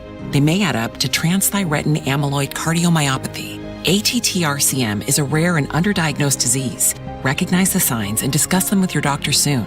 Learn more at connectwithyourheart.com. That's connectwithyourheart.com. Sponsored by Pfizer. Garage door problems? Call today for service today. Garage Doors of Indianapolis has been solving garage door problems for 33 years. Call today for service today. 875-4577. Garage Doors of Indianapolis services all makes of garage doors 24 hours a day, 7 days a week. Call today for service today. Get it fixed right now. Call Garage Doors of Indianapolis at 875-4577 or visit doorstoday.com. In the morning, call 875-4577. Service today. GeoFocus Academy is the premier online private school for Indiana students, helping students build a successful future regardless of race, income, or geographic boundaries. 96% of Indiana residents qualify to attend tuition-free using the Indiana Choice Scholarship. With certified teachers and hands-on learning from home, you can create a bright future for your child. Now enrolling grades K through 12 for the 2023-2024 school year. Learn more at k12.com/GFA. GeoFocus Academy, where education clicks. That's Faber's Bean Window. Trust me. Are you thinking about your next home improvement project, but you need more than a window replacement? Whether it's siding, entry doors, or maybe a bath or shower remodel, design it before you buy it. That's right. B's using the latest in technology to create an architectural design so you can see our products on your house before you purchase. And for a limited time, receive 40% off all products plus a free entry door and 20 months, no interest, no payments. Trust me. Buying a diamond has changed. There are mined and lab-grown diamonds. Pierce Jewelers carries both. Pierce can educate you and save your hard-earned money. Shop local. Shop smart. Shop Pierce Jewelers. 24/7 ER care for kids available at Riley Children's Health at IU Health North in Carmel. There's a lot of sexy content on the internet. And there's WIBC, full of faces meant for radio. Hammer and Nigel, Kendall and Casey. Okay, Casey could be on TV. Now streaming every day on YouTube. Go to youtube.com/WIBC. Fresh tweet coming in to @Hammer and Nigel from Garrett, 1972. Quote, "Why didn't you jack wagons?" asks the senator about eliminating the property tax. We asked him about property taxes. Garrett. Thanks for listening, Garrett, 1972. Good use of the term jack wagon. It is pretty solid. I love the term jack wagon, so I'm not going to beat up on Garrett too much. That's pretty solid. But yeah, we totally asked him. If you missed it, Allison's going to post that at WIBC.com a little bit later on. All right, Matt Bear, what's up? Lawrence, northbound 465, stop and go traffic. I-70 past Penn Pike, inbound 70. We had a stall in the north split. It's gone. Still slow, though, from Emerson Avenue into the north split. Southbound 65, stop and go 21st Street to Meridian Penn. Eastbound 70 comes in slow from Harding to Meridian, Illinois. Traffic sponsored by IU Health 24/7 ER care for kids, available at Riley Children's Health at IU Health North in Carmel. I'm Matt Bear. Follow us for instant traffic updates at WIBC Traffic. 80 at the American Standard Cooling Weather Center here at 93 WIBC. Nigel, a woman was in the hospital for a few days, and while she was gone, her security camera filmed her cat meowing, and it sounds like the cat is saying, "Mom, where are you, Mom?"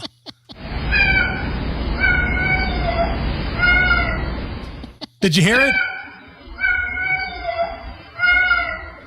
Yeah, it sounds like a 3-year-old toddler. That's creepy. Yeah, I mean, that totally sounded like it. I'm just being honest. Allison, do you think our producer, that's... Mom, where are you, Mom? Did you hear it? I absolutely heard it. Which brings us to great moments in cats that sound like things history. This is a cat that sounds like Bill Cosby.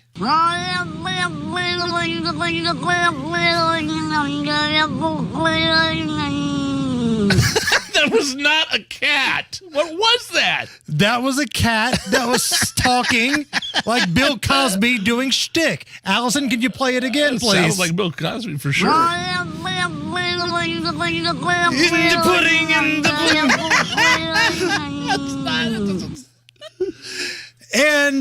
the cat that says, "Oh, Long Johnson." Oh, Long Johnson. Oh, Long Johnson.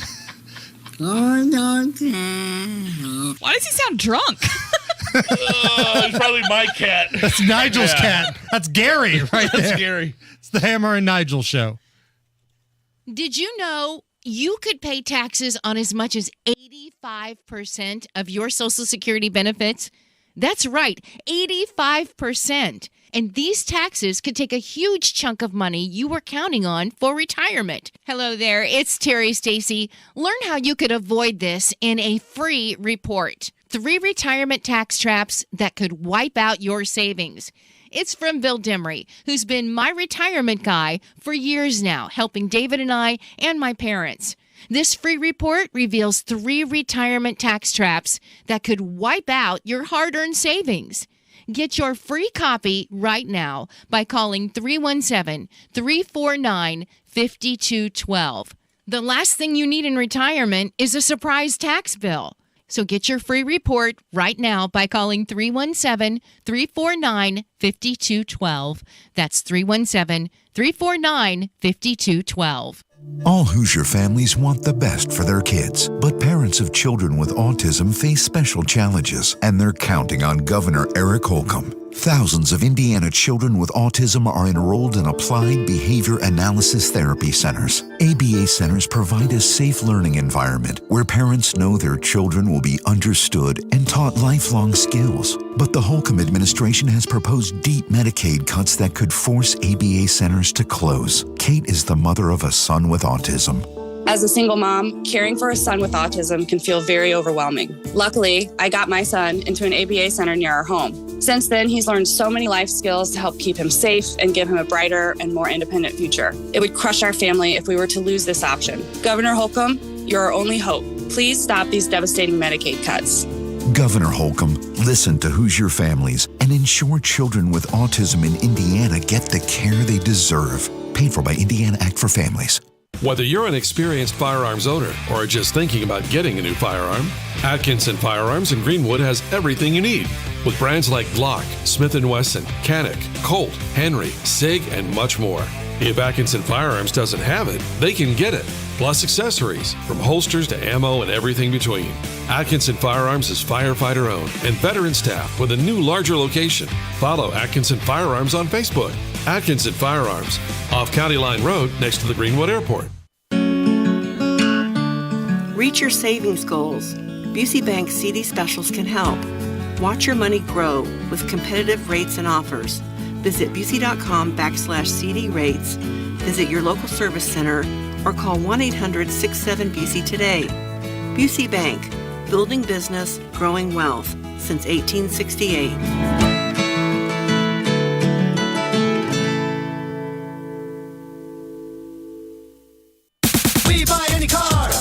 Selling your car by yourself can lead to some strange encounters. So how many bodies does this car hold? Bodies? It's a 5-passenger car.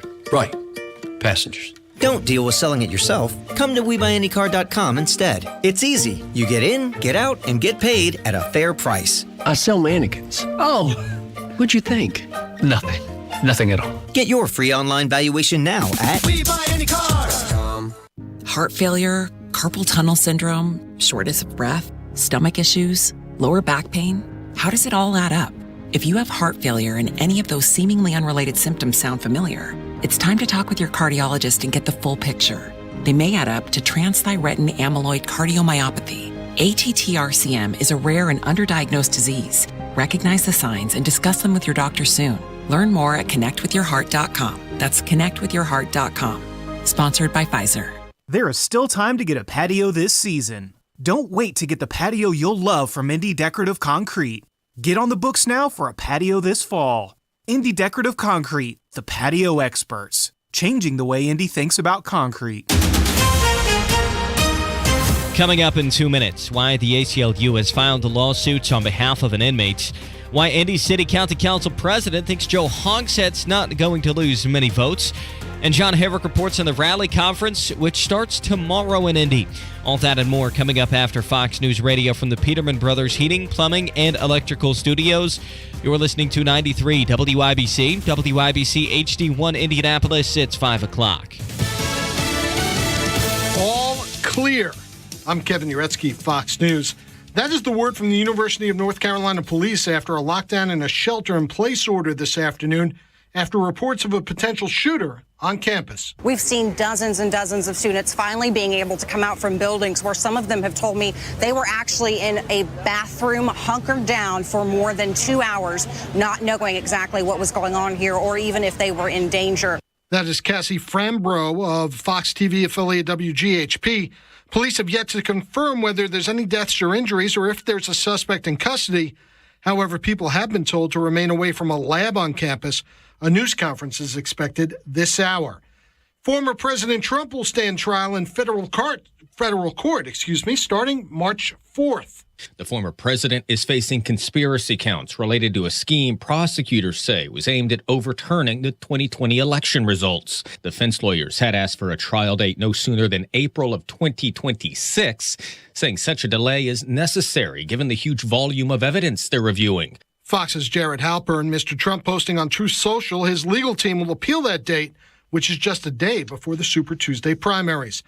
The former president and his 18 co-defendants will also be arraigned September the 6th in the Georgia state case, alleging efforts to overturn the election results there.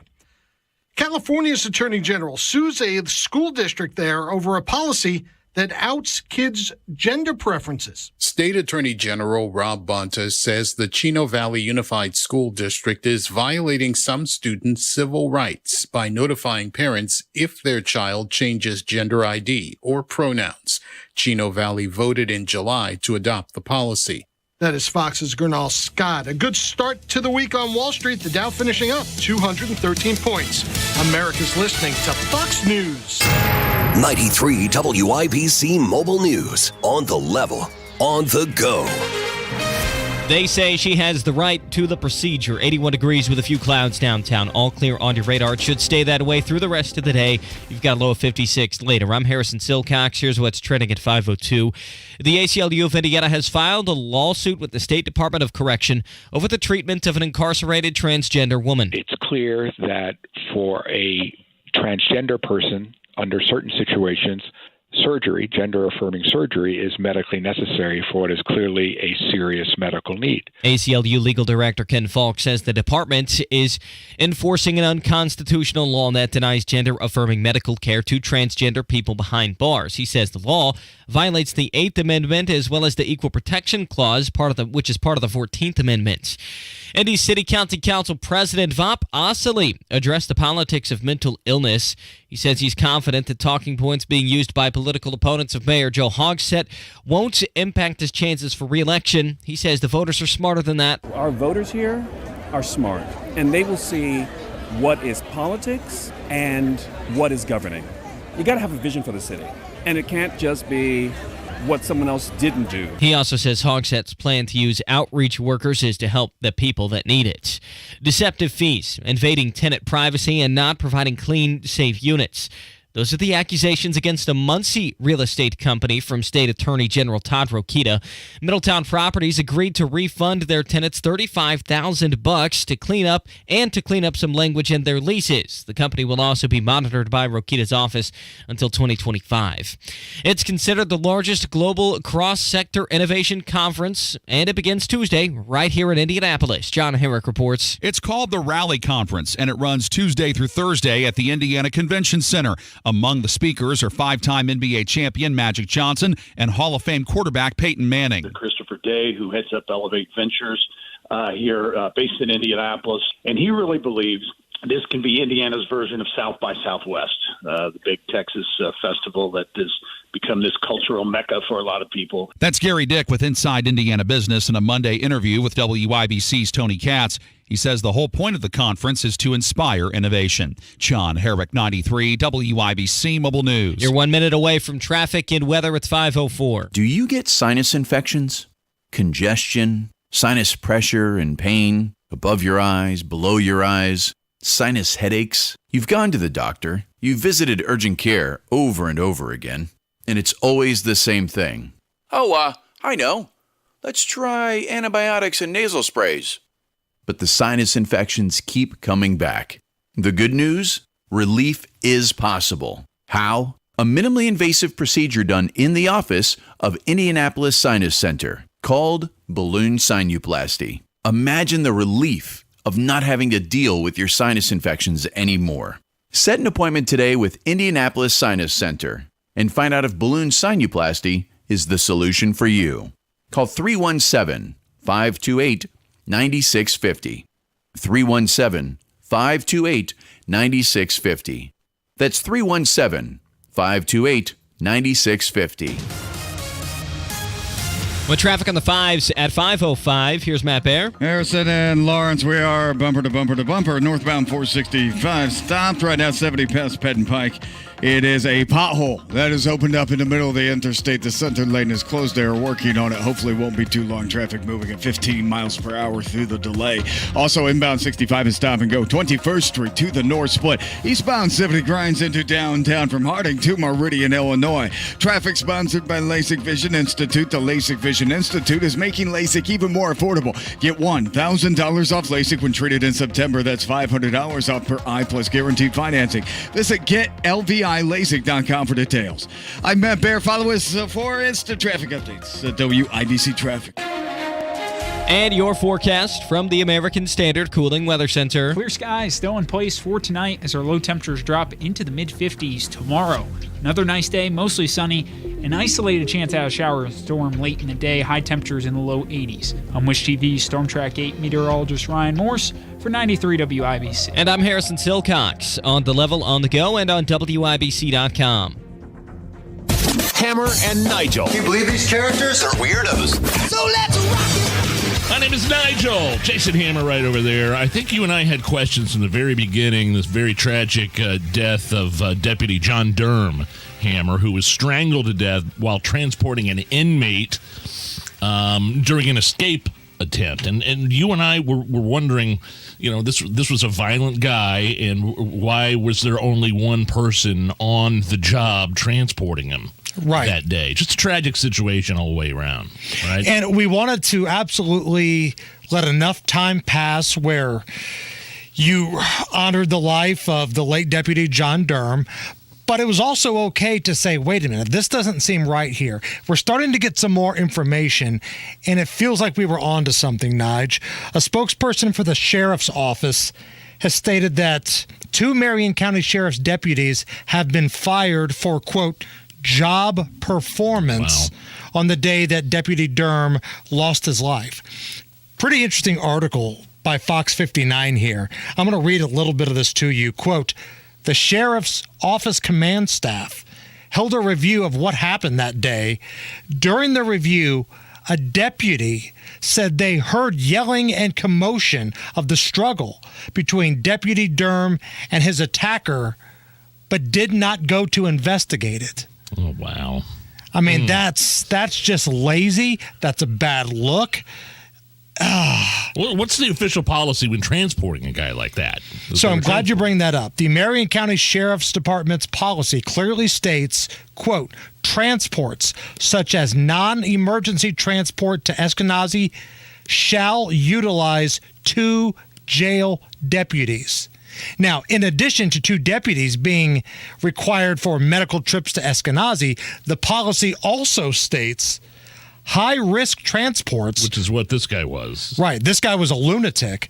High-risk transports shall also require a team comprised of at least 2 CERT members from the Marion County Sheriff's Department. Like I said at the beginning of the segment, a tragic situation all the way around. It sounds like it may have been preventable. The 2 Marion County Sheriff's deputies that were fired, probably, I would think, and I'm projecting here, I would think they have to feel very guilty about what transpired and maybe what could have been done if protocols would have been followed, if at least go find out what the ruckus is. Right. Do your job and check to see what the noise was, because this article from Fox 59, again, quote, a deputy said they heard yelling and commotion of the struggle between Deputy Durham and his alleged attacker, but did not investigate it. Very strange to me. That's very strange. So it's been a rough stretch for law enforcement here in central Indy. A man with a machete was shot and killed during this multi-hour standoff with the IMPD. Police say the guy was having some sort of mental breakdown and he had threatened to kill family members and police prior to being shot to death. A member of the SWAT team and the Crisis Negotiating Unit, they responded to the scene and said they were not able to have any sort of meaningful conversations, and they tried less lethal tactics to get this criminal, this lunatic, to not harm himself or others. Did not work. I mean, we're talking like you have to be in such a crazy mental state to resist a stun gun. And those beanbag rounds that they fire off. The pepper balls, right. Yeah, he basically was able to fight through all of that. The machete will do it, yeah. I mean, you decrease your chances of getting shot to death, I would say, exponentially by dropping the machete. And, right. My question is this guy's family going to be suing the IMPD now, looking for some sort of compensation? And with the leadership we have in the city, between Hogsett and Ryan Mears, the gruesome twosome, the family will probably get paid. Now, I'm reading the report here. This guy charged toward officers with a machete made contact with a ballistics shield one of the officers was holding from the SWAT team. Yeah. So he was close enough to make contact, and that's when he was shot and killed. Just think if he didn't have the shield. Right. Right. And this is the kind of crap that our law enforcement officials go through all the time, and their reward is having Joe Hogsett bash them publicly, and then the city of Indianapolis settle with the families of these lunatics behind closed doors. It's just... it's a rough time to be a law enforcement official. What are you supposed to do if a guy who you've been negotiating with for 2 hours, who is resistant to stun guns, all of a sudden charges at you with a giant, sharp machete? What are you supposed to do if you're a cop?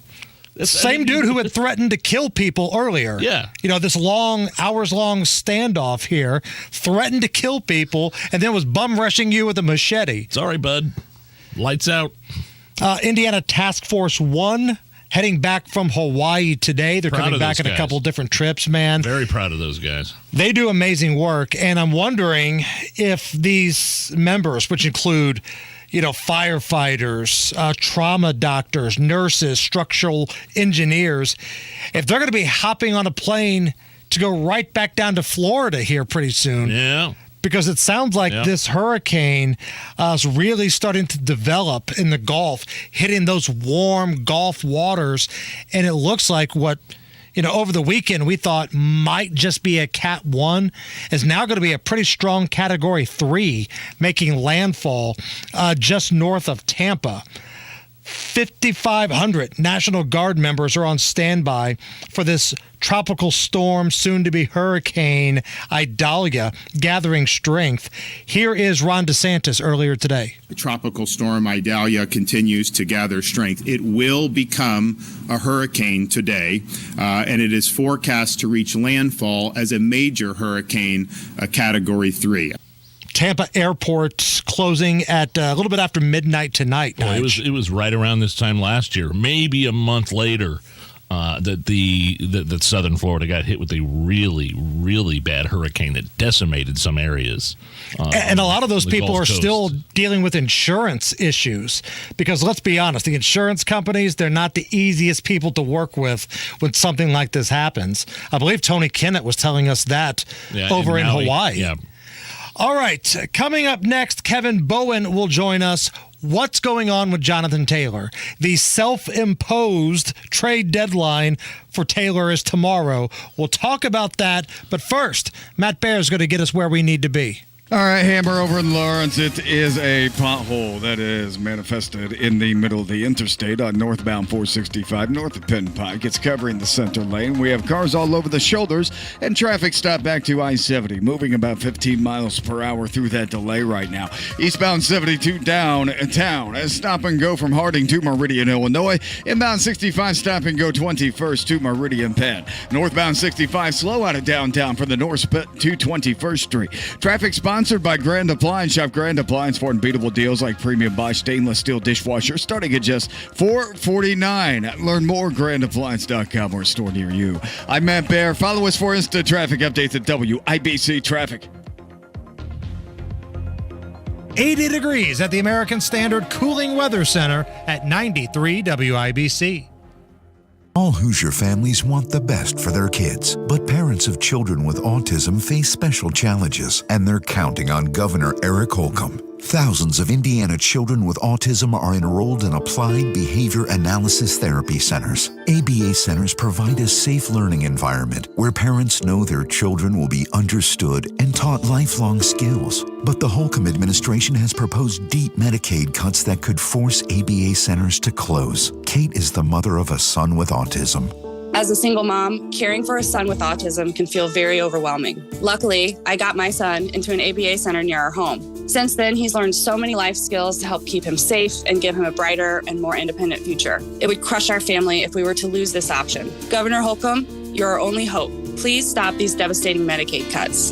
Governor Holcomb, listen to Hoosier families and ensure children with autism in Indiana get the care they deserve. Paid for by Indiana Act for Families. This is an important notice to consumers facing $10,000 or more in credit card debt, medical bills, or other unsecured debt. You may not be required to pay it all back because there are special programs now in effect that will significantly reduce the amount you will owe if you qualify. This is not bankruptcy or a debt consolidation loan. These programs, which the credit card companies like to keep secret, exist to aid American consumers struggling with overwhelming credit card debt by offering tremendous savings and real debt relief. Accredited Debt Relief has established a special hotline for you to call and learn what savings you qualify for. They've helped qualify consumers with over $1 billion in debt and are A+ rated with the Better Business Bureau. So don't wait. Get the relief you need during these hard economic times. For this free information, call the Accredited Debt Relief Hotline now. Call 800-593-4411.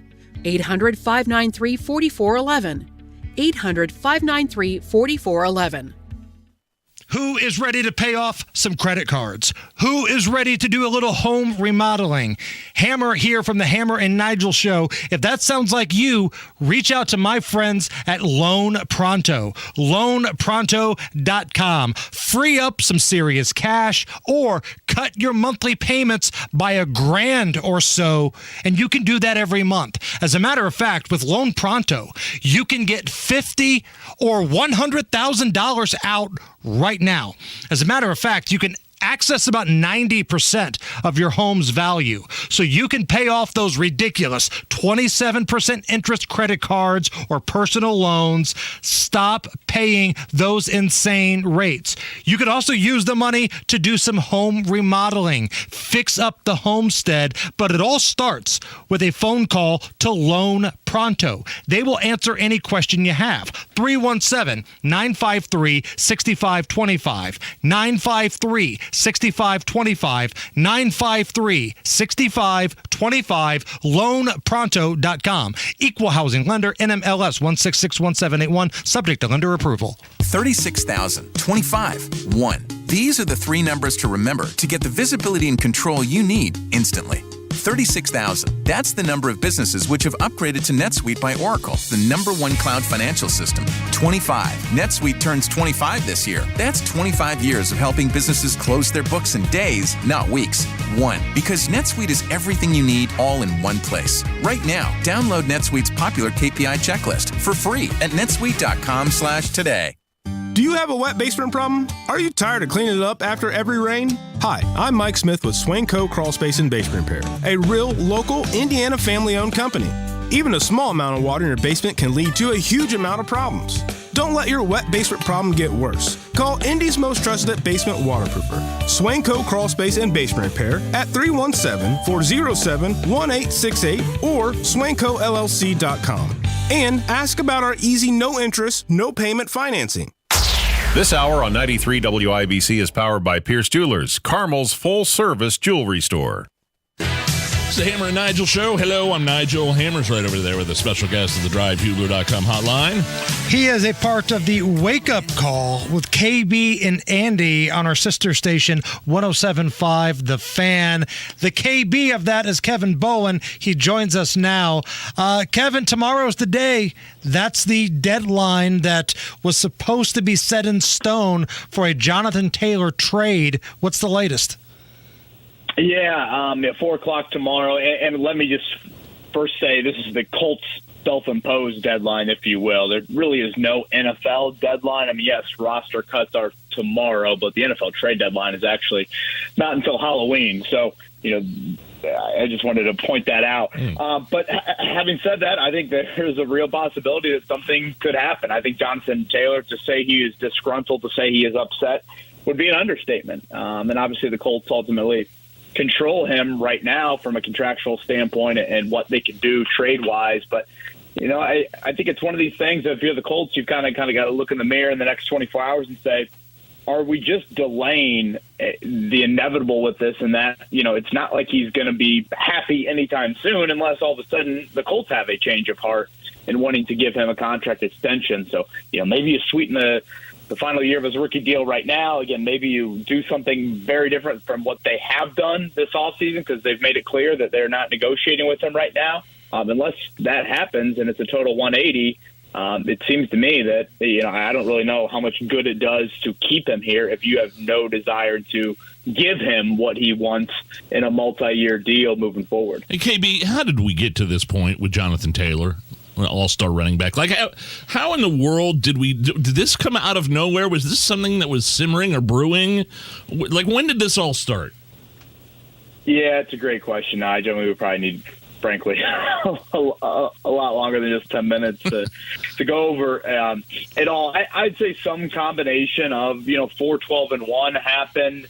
The running back market around the NFL has been devalued. The Colts have had a change of heart with past precedent, and typically under Chris Ballard, and not even typically, they almost always have given players 3 years into their NFL deal or NFL careers that have outperformed the rookie contracts. They've given them extensions. Taylor would certainly fall into the boat of somebody that's outperformed his rookie deal. Taylor had a high ankle sprain that was very nagging last season that clearly is impacting certainly his availability this offseason and potentially some of these contract talks as well. Shane Steichen came here. Is there a change of philosophy? Is there a challenging of the Chris Ballard blueprint from Shane Steichen? So I think there are a lot of layers to this. That's why it's so complicated. Both sides, I think, actually have a decent amount of, debatable material, if you will. But to the broader point, it's just disappointing that you're talking about a dude that is on the side of Lucas Oil Stadium. We all see it driving in from I-70 right there in the southwest corner. And now he could be gone. And what is that message that you're sending, both parties, Taylor and the Colts? What is that message you're sending to Anthony Richardson? I think that's something that can't be lost here either. Kevin, how much of this is the fact that Jonathan Taylor got new representation. He gets a new owner, and then, like Nigel said, just like that, it went from almost like what we saw with Victor Oladipo with the Pacers, a guy the city got behind, everybody loved. Next thing you know, he's ripping the organization. Like, is this something that the new agent may have a hand in? Yeah, I'd say maybe I don't know, maybe some of the public matter in this. Certainly the agent has acted, in my opinion, pretty childish on Twitter. But, I mean, Taylor's displeasure happened before he got this agent. I mean, he fired the previous agent for a reason, and that was because he obviously wanted to try and seek out whatever it is, more running back money, multi-year length. Clearly he had some issues before this. And guys do this. I mean, guys, I wouldn't say frequently, but I mean, there are plenty of Colts players that have fired and hired, different agents throughout their time in Indianapolis. So that is not as shocking to me. But again, Taylor, probably early 2023 is when I would have to peg of when he probably got a little bit of inkling of like, oh, wow, they're not even negotiating here. And how should I handle that? So, he looks at it from, I'm the fifth highest paid player on this offense. And if you're going to go out there and debate right now, who are the best players in this offense, Jonathan Taylor would probably be atop that list. So that's where his displeasure comes from. And if you're the Colts, they look at it and they say, well, we've got a new head coach, and we're not just going to hand out these contract extensions now willy-nilly. And, you battled this ankle. They haven't really brought up the injury as much as, maybe some others have. But, that is probably got to be a factor here. So that's where you've seen just two very, very divided parties on this. And again, I don't see this easy resolution happening. Kevin Bowen joining us from 107.5 The Fan, part of the morning show over there. One more thing here on the Colts before we move on to some college football, which is playing meaningful games already. Anthony Richardson got some reps against the Eagles. Can we take anything away from what we've seen from Anthony Richardson so far? Well, I think certainly, and it's pretty obvious after you watch him for one play, it's a very different style quarterback to what the Colts are used to having. Frankly, I can't recall a team in NFL history going from such a contrasting style from Matt Ryan to Anthony Richardson. I think what you get in Anthony Richardson is you get a guy that can create a little bit and can do some things off script. For those that watch the preseason finale last Thursday, I mean, there were moments where the play looked dead. There were plays that looked like they'd be a negative play, and Richardson can turn them into a positive. There's also moments where it looks like a simple positive is right there, and boom, the fastball goes 99 miles per hour out of his arm, and it's an incompletion, and now you're having to be in those moments where you need his kind of creative ability to get you out of a position that he has kind of helped put you in with, some inaccurate plays. So, his completion percentage certainly has to rise. But again, he provides that element where you can draw up an X and O on a whiteboard and you can think it's perfectly drawn up. But when that breaks down, what happens? Is the play over? I mean, last year the Colts had plays over pretty quickly. And now they've got a guy that can extend and can create and do some of those things. So I think if you get out of the stats and the box scores from the preseason, I think you will see a QB that, again, has some intriguing qualities. A ton of development and support is needed. But I think you got to be pretty pleased if you're a Colts fan of seeing the hope and thinking, okay, there is something here.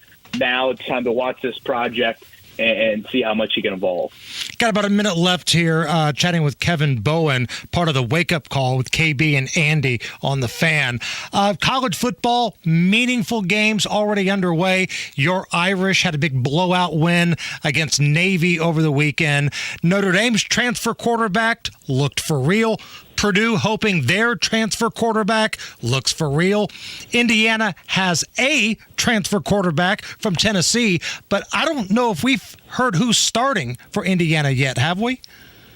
Yeah, no update yet from Tom Allen. I'm sure Ryan Day and Ohio State are just having sleepless nights thinking who possibly could be the starting quarterback for the Indiana Hoosiers. To me, when you're in year 6 of a head coaching era, which Tom Allen, I believe it's year 6, and your over-under win total is 3.5, that sums up everything you need to know about how that coach's era is going and how the program is at this point. So, yeah, Taven Jackson, Brendan Sorsby, we'll see come Saturday at 3:30 against Ohio State what happens. And then Hudson Card, I think, is a very intriguing name for Purdue. Transferred in from Texas.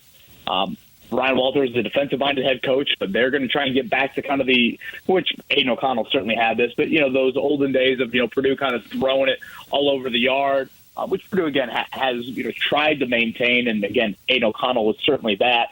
But Purdue's got a tough schedule. I mean, Fresno State won 10 games last year. They're barely favored at home on Saturday. So expectations in year one certainly be something to keep an eye on with Ryan Walters and company. Where can we get more coverage, my friend?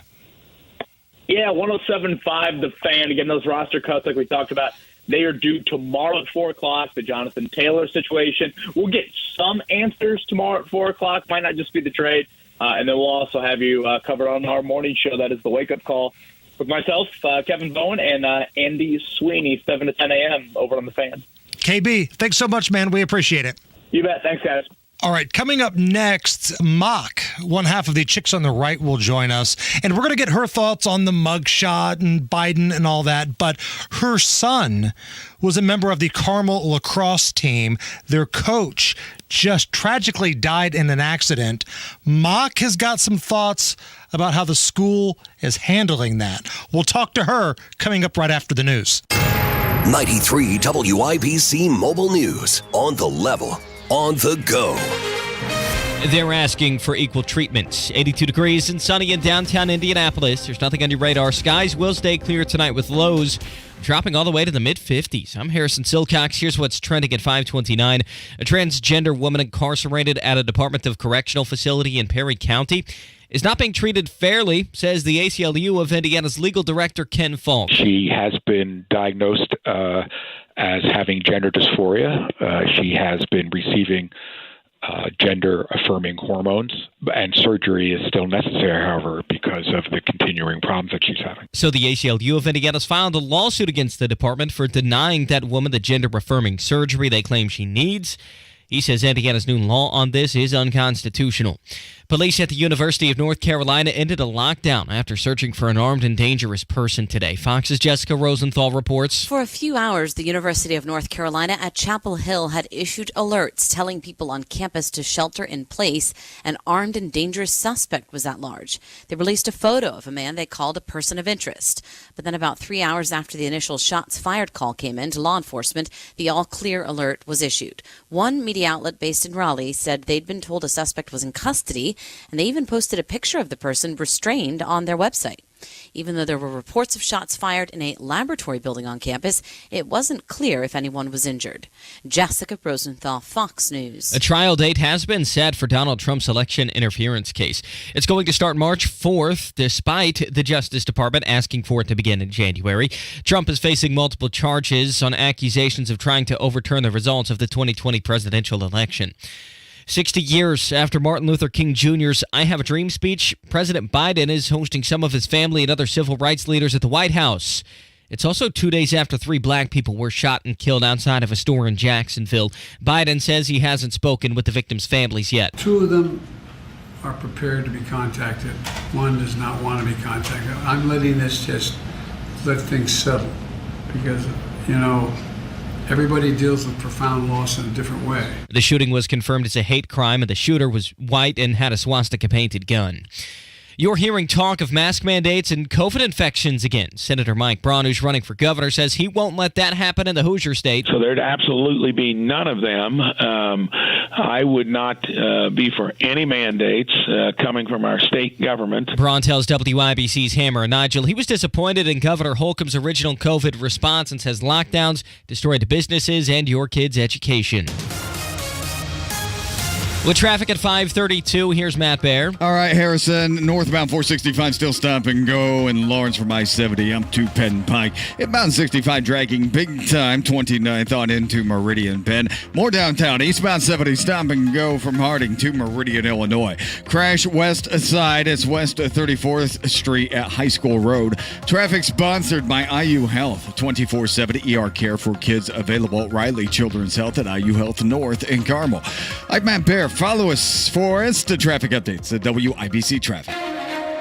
And your forecast from the American Standard Cooling Weather Center. Clear skies still in place for tonight as our low temperatures drop into the mid-50s tomorrow.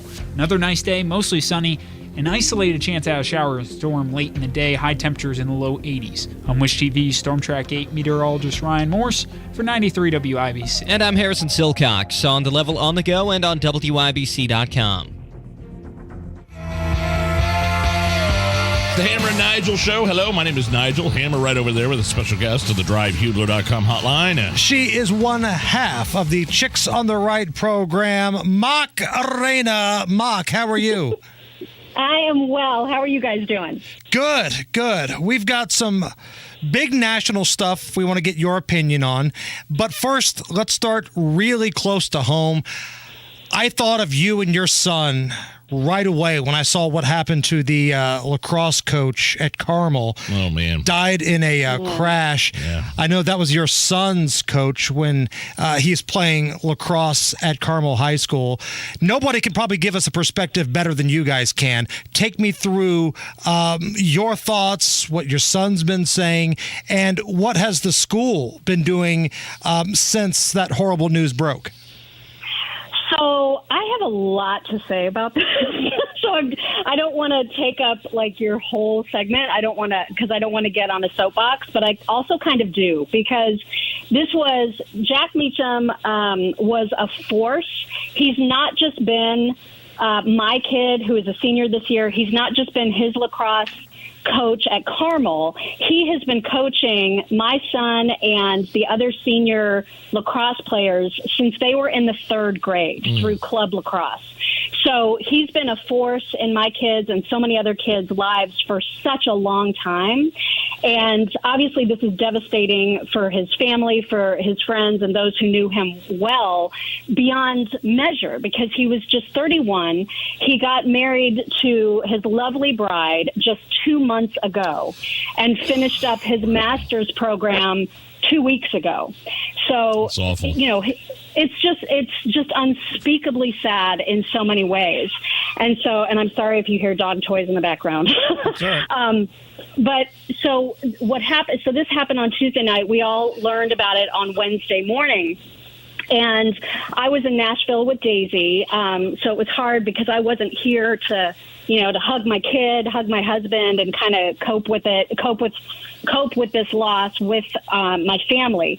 But what I had expected of the school at Carmel High was, and I don't think this was a big ask, but I thought immediately that what they would do immediately was gather the lacrosse team together. And unfortunately, that never happened. It happened at every other school in the other lacrosse programs. It happened at Guerin, it happened at Cathedral, it happened at HSE. Some of Carmel's biggest rivals immediately got the teams together to have them process or try to process what had happened as a team, which makes all kinds of sense. And it's what should have happened at Carmel. No one thought to do that. And I was infuriated. Another one of the moms was expecting, as we all were, that would be the most basic way of caring for our kids. And she actually had written an email to the principal, and I think to the athletic director as well, saying, this is such horrible news. This was immediately, like her response immediately within an hour of learning this news was to email the principal, to email the AD, and just say, this is awful. We're all in communication about this. Please let us know how we can help. And I'm assuming that you are getting the boys together. And at no point did that happen. Like no grief counselors or anything like that? Well, so that's the thing is they said in this email, they wrote an email to the entire school, really, and all the families saying, our counselors are available for your boys. Okay. Have them come to. What teenage boy is going to take that? Is going to do that proactively. Yeah. Everybody is in shock, and they needed to be brought together to have each other's support, and that just didn't happen. Now, I do want to say that the president of the Lacrosse Booster Club, Keith Griffin, immediately went to work to organize a vigil that was held that same evening at Carmel High in the stadium, and that was amazing. Like, he did a phenomenal job of gathering so many people together. There was a busload of kids from Culver that drove down for that. All the kids, all the teams from the other schools participated. But on a down note about that, he asked if there was a vigil to me is a time for people to come together and support one another in prayer. They were told they were not allowed to have prayer. So yes, a vigil was allowed to be organized. What? People were allowed. Yeah. So when they asked to have a pastor come and speak to the crowd, they were told by Carmel High, no, we're not going to do that. We're not going to have an organized prayer. Wow. And so they didn't allow it. It was so absurd on so many levels. So, Mark, let me jump in here real quick. Just want to make sure that we're all on the same page here. The high school, Carmel, did not get the lacrosse players together to say, hey, rely on each other, during this time of sadness, anything like that. That did not happen, even though rival schools did that type of thing. And at the vigil, nobody was allowed to pray. That's correct. They were not allowed to have a pastor come and give a prayer for everybody at the vigil. And so, and actually the girls lacrosse coach at Carmel got the girls lacrosse team together, but no one thought, hey, maybe we should get the boys lacrosse team together, when this news broke. And so that was the most basic thing. It was really the only expectation I had that, the boys would be gotten together to support one another, and that just didn't happen. So that is very bizarre. Really disappointed in how the principal handled this. And I feel like, too, that had this been the football team, it would have been very, very different. These counselors, we're always told Carmel is cream of the crop when it comes to the counseling services, and that's probably true. Like if a lacrosse player had decided all of a sudden that they wanted to become a girl, they probably would have had all kinds of counseling and available for them. But to deal with, the loss of a coach, not so much. How's your son doing, Mark? How's your son doing? It's been very, very emotional off and on. I think for the first day and a half, he was just an absolute shock. But there has been a lot of tears from all of us and from all the rest of the boys on the team. They've been so positively impacted by Jack's coaching in so many ways. And so it's been really, really tough. Well, Mark, make sure you tell him that our audience is thinking of him. We're praying for the family of the coach, and man, that's a rough situation. Wow. I want to get your thoughts on the mugshot seen around the world. Donald Trump arrested in Georgia. The mugshot is out. Take me through the response, because I think, and I've said this for a long time, I think the left just wanted the mugshot. I don't think they care if he goes to jail, if he runs for president. They just wanted the mugshot. But to me, and maybe I'm the Lone Ranger, it feels like it may have backfired on him. Well, I think the right was every bit, and I think Donald Trump was every bit as interested in a mugshot as the left. Yes. I think the left, I do think, I will disagree with you in one aspect, and that is I think the left wanted the mugshot because they see it as a means to an end. They want him behind bars. The right wanted the mugshot to show the absurdity of these multiple indictments and how utterly meaningless they have become, because it's all been so weaponized and we all see through it. And so the mugshot, I think, for the right is like a rallying cry, right? Like it looks like he looks so defiant and so stoic in it. And I think it's great, actually. So, I mean, the picture, I think, is being celebrated on both sides of the aisle for very, very different reasons. And he raised, $7 million so far off this thing? You're damn right he wanted that mugshot. I mean, the merch is like flying off the shelves, I'm sure. Mark from the Chicks on the Right with us. One more thing here before we let you go. Lost, I think, a little bit in mugshot mania was Joe Biden's disastrous trip to Hawaii. It was a mess from the beginning, from getting the names of the representatives wrong to saying ridiculous things like comparing somebody who's lost their loved ones in a fire to him almost losing his Corvette. I mean, oh my God. This was just a train wreck from the very beginning, wasn't it? Everything that he does at this point is a train wreck, so that shouldn't have been a surprise to anyone that he would And not only that he would use those personal stories, but their lives. I mean, the way that he over dramatizes what happened to him with this 20-minute kitchen fire is just so absurd and so insulting on so many levels to the people in Maui. I just cannot believe, but then of course I can believe it, right? This is so par for the course for Joe Biden. And when he gets back and he's like, no comment on the number of people missing and the number of people who've perished. It's vile, but at this point, it's so expected from him. He did the same thing with the Gold Star families in Afghanistan. My son Bo was over there, and he died as a result of being in Iraq. Well, he was in the JAG Corps. He's a lawyer, and he came back and died of brain cancer because of the burn pits. He wasn't on the front line. He wasn't on the front lines. He was just trying to get refugees and Americans out of Afghanistan, but he tried to identify with them in that way, and it just comes off so tone deaf and just cringeworthy. Yeah. And he promised, when those 13 service members lost their lives, he promised justice for them. And I have been waiting and waiting and waiting, and I know the Gold Star families have certainly been waiting too. Nothing. There has never been justice. And the fact that they keep dancing around this and they keep hiding from the massive mistakes that they made and not taking any accountability is just gross. Mock, what are you working on at chicksontheright.com, and when can people see your broadcast? Well, they should always tune in every morning, live streaming on all the platforms at 7:30 Eastern every morning. And we just got back from Nashville. We did a live stream of debate night, which was really, really fun.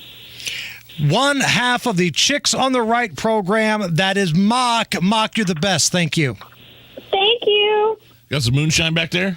We have got a little peanut butter and jelly moonshine. I can't wait for this. From Sugarlands. Right. We're going to try that Moonshine Monday next. Do you get sinus infections, congestion, sinus pressure and pain, above your eyes, below your eyes, sinus headaches? You've gone to the doctor. You've visited urgent care over and over again, and it's always the same thing. I know. Let's try antibiotics and nasal sprays. But the sinus infections keep coming back. The good news? Relief is possible. How? A minimally invasive procedure done in the office of Indianapolis Sinus Center called balloon sinuplasty. Imagine the relief of not having to deal with your sinus infections anymore. Set an appointment today with Indianapolis Sinus Center and find out if balloon sinuplasty is the solution for you. Call 317-528-9650. 317-528-9650. That's 317-528-9650. Investing involves risk, including possible loss of principal. Income may be subject to state, local, or federal alternative minimum tax. The stock market dropped by over Inflation the Federal continues Reserve to be a raised challenge interest for rates. retail. Let's face it, investing can feel pretty scary and overwhelming these days, especially if you're retired or close to retirement, which is why you should consider investing in municipal bonds from Hennian & Walsh. Municipal bonds can provide a source of federally tax-free retirement income. Plus, an investment in municipal bonds is an investment in America. Municipal bonds help finance major civil projects across the country, like the Golden Gate Bridge and Hoover Dam, as well as local roads, bridges, and schools. Call 1-800-761-9761 right now for our informative free bond guide and learn how you can earn tax-free retirement income while investing in America's future. Just dial 1-800-761-9761 for the free Hennian & Walsh bond guide. There's no cost and no obligation. 1-800-761-9761. Hennian & Walsh, Inc., member of FINRA and SIPC. You're going to be saving big money with this new deal Window Nation has going on right now. Give them a call, 866-90-NATION, or you can order online, windownation.com. These new windows from my friends at Window Nation. You're going to save thousands. No money down, no payments, no interest for 2 years, plus get 50% off all style of windows. And if you call this week, you'll get an extra 10% off your entire order. From the windows to the wall to the amazing way my house looks with my new Window Nation windows. I am a Window Nation customer, and you should be one as well. Multiple ways you can save money with Window Nation. Check this out. Get half off 50% off all style of windows. And on top of that, no money down, no payments, no interest for 2 full years. What are you waiting for? Call Window Nation today. They'll answer any questions you have. 866-90-NATION or go to windownation.com, but tell them Hammer and Nigel sent you. We buy any car. Selling your car by yourself can lead to some strange encounters. So how many bodies does this car hold? Bodies? It's a 5-passenger car. Right. Passengers. Don't deal with selling it yourself. Come to WeBuyAnyCar.com instead. It's easy. You get in, get out, and get paid at a fair price. I sell mannequins. Oh, what'd you think? Nothing. Nothing at all. Get your free online valuation now at WeBuyAnyCar.com. Right now, take advantage of Rhino Shield's summer savings. Get $1,000 off plus 0% interest for 18 months. Never paint your house again. Rhino Shield. Family Dollar has more to help you stay ahead of the class. Stock up and save on staples like cereal, cookies, crackers, and Tyson frozen chicken. Family Dollar, helping you do more. Pierce Jewelers is the best family-owned jewelry store in Carmel. All jewelry and watch repair, appraisals, and custom design are done in-house. Shop local, shop smart, shop Pierce Jewelers. Hey, we're pretty social people at WIBC. You can find us all over social media. See what we're up to on Facebook, on Twitter, on Instagram, and on YouTube. We're never more than just away. Just search for 93 WIBC. Matt Bear has a look at the roads. Hammer crash, far east side, 10th Street at Gibson. That's going to be near Post Road. And a crash on the west side at 34th Street at High School Road. Southbound 65 still slow to downtown from 29th Street to Meridian Penn. And Lawrence northbound 465. It drags a bit. Not too bad after Penn Pike up to 69. Traffic sponsored by IU Health at 24/7 ER care for kids available at Riley Children's Health at IU Health North in Carmel. I'm Matt Bear. Follow us on Twitter for instant traffic updates at WIBC Traffic. 79 at the American Standard Cooling Weather Center at 93 WIBC. And it takes me back to a simpler place in time when we used to kick back and let the moon shine. I mean, was yesterday just not perfect in terms of weather? Oh, it was beautiful. I'm just get this week out of the way. We got Labor Day weekend creeping up on us here, and then Colts football the weekend after that. I am just excited for Moonshine Monday, kicking it all off right now here on the Hammer and Nigel show.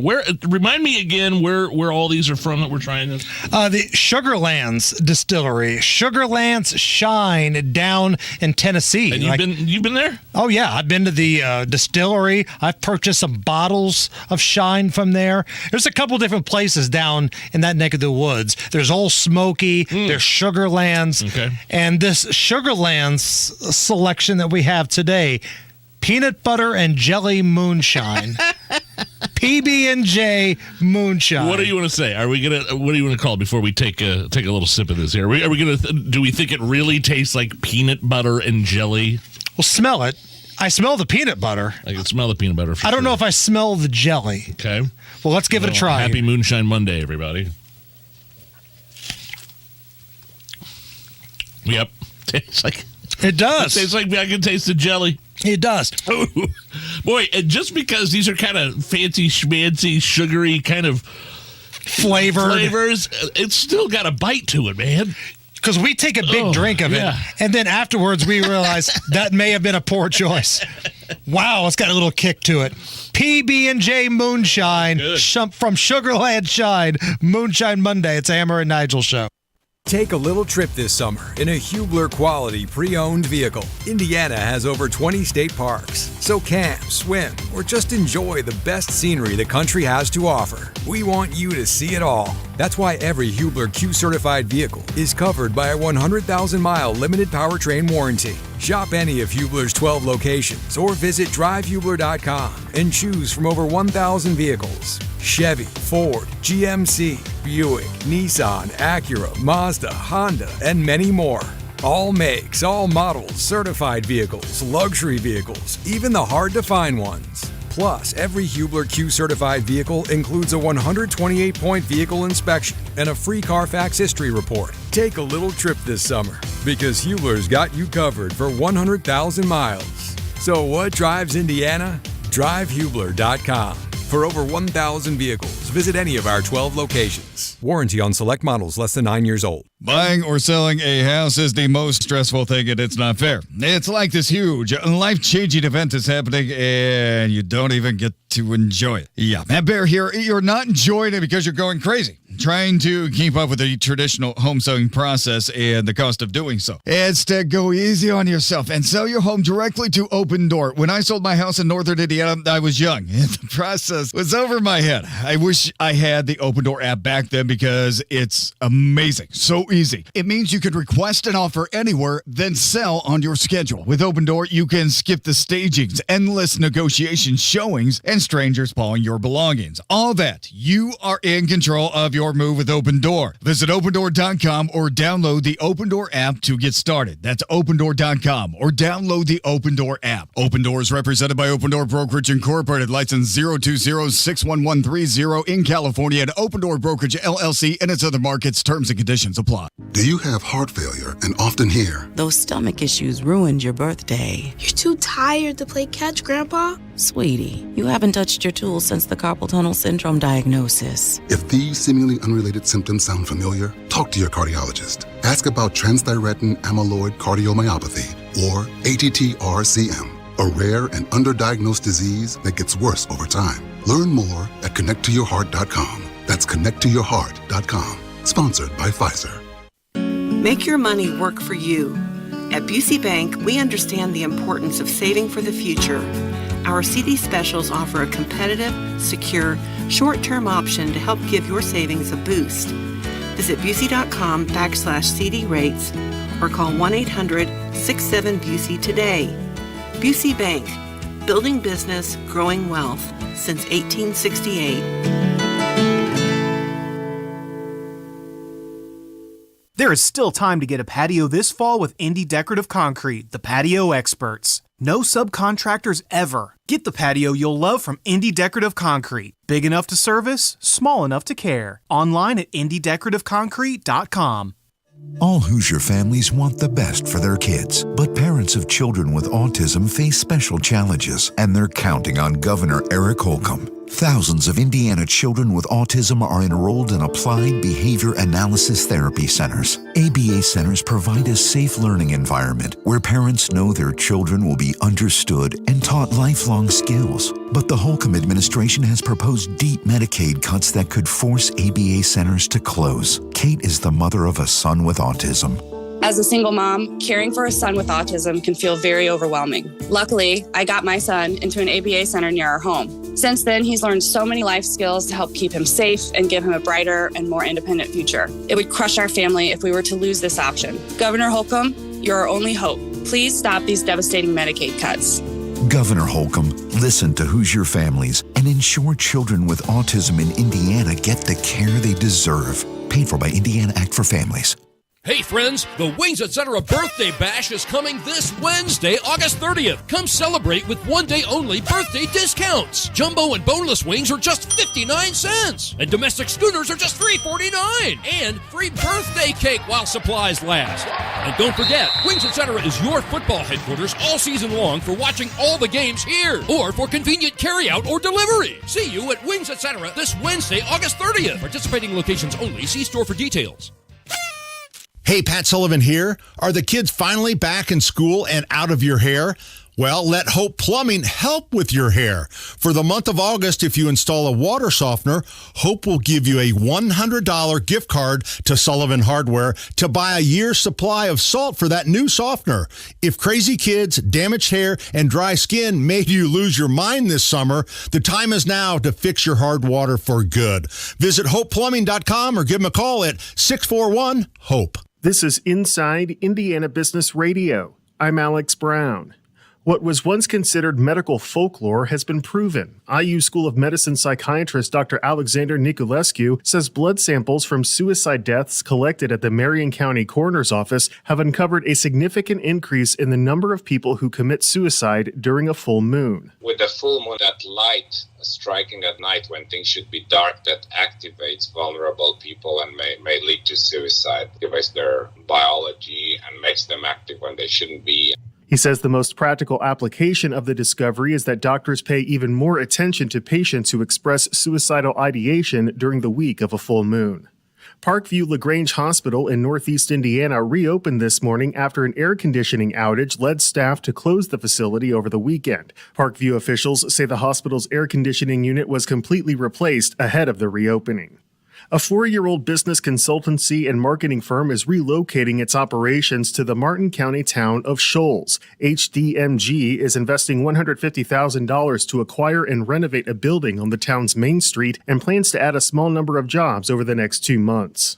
From the number one source for Indiana business news, this is Inside Indiana Business Radio. What are the most pressing issues facing healthcare in Indiana? Join IBJ on Friday, September 29th at the Crane Bay Event Center for our annual Healthcare and Benefits Power Breakfast. Moderator John Russell will lead a panel of local professionals in a Q&A discussion covering the current state of healthcare and the trends that are affecting the industry. To learn more about the health of healthcare in Indiana, be sure to RSVP by September 22nd at ibj.com/events. Indiana is ramping up how it prepares firefighters for the job after launching 4 new training locations in the first of a 4-phase expansion. The hub and spoke training model means $7.7 million will be invested into the 4 sites, which will be located in Corydon, Linton, Rensselaer, and Wabash. The state aims to complete and open the training facilities in the first quarter of 2024.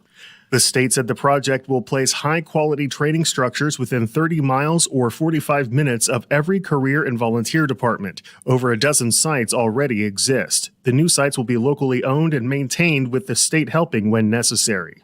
I'm Alex Brown for 93 WIBC. Coming up in 2 minutes, John Herrick reports on another lawsuit filed by the ACLU and how Indiana's former governor wants to punish mass shooters. All that and more coming up after Fox News.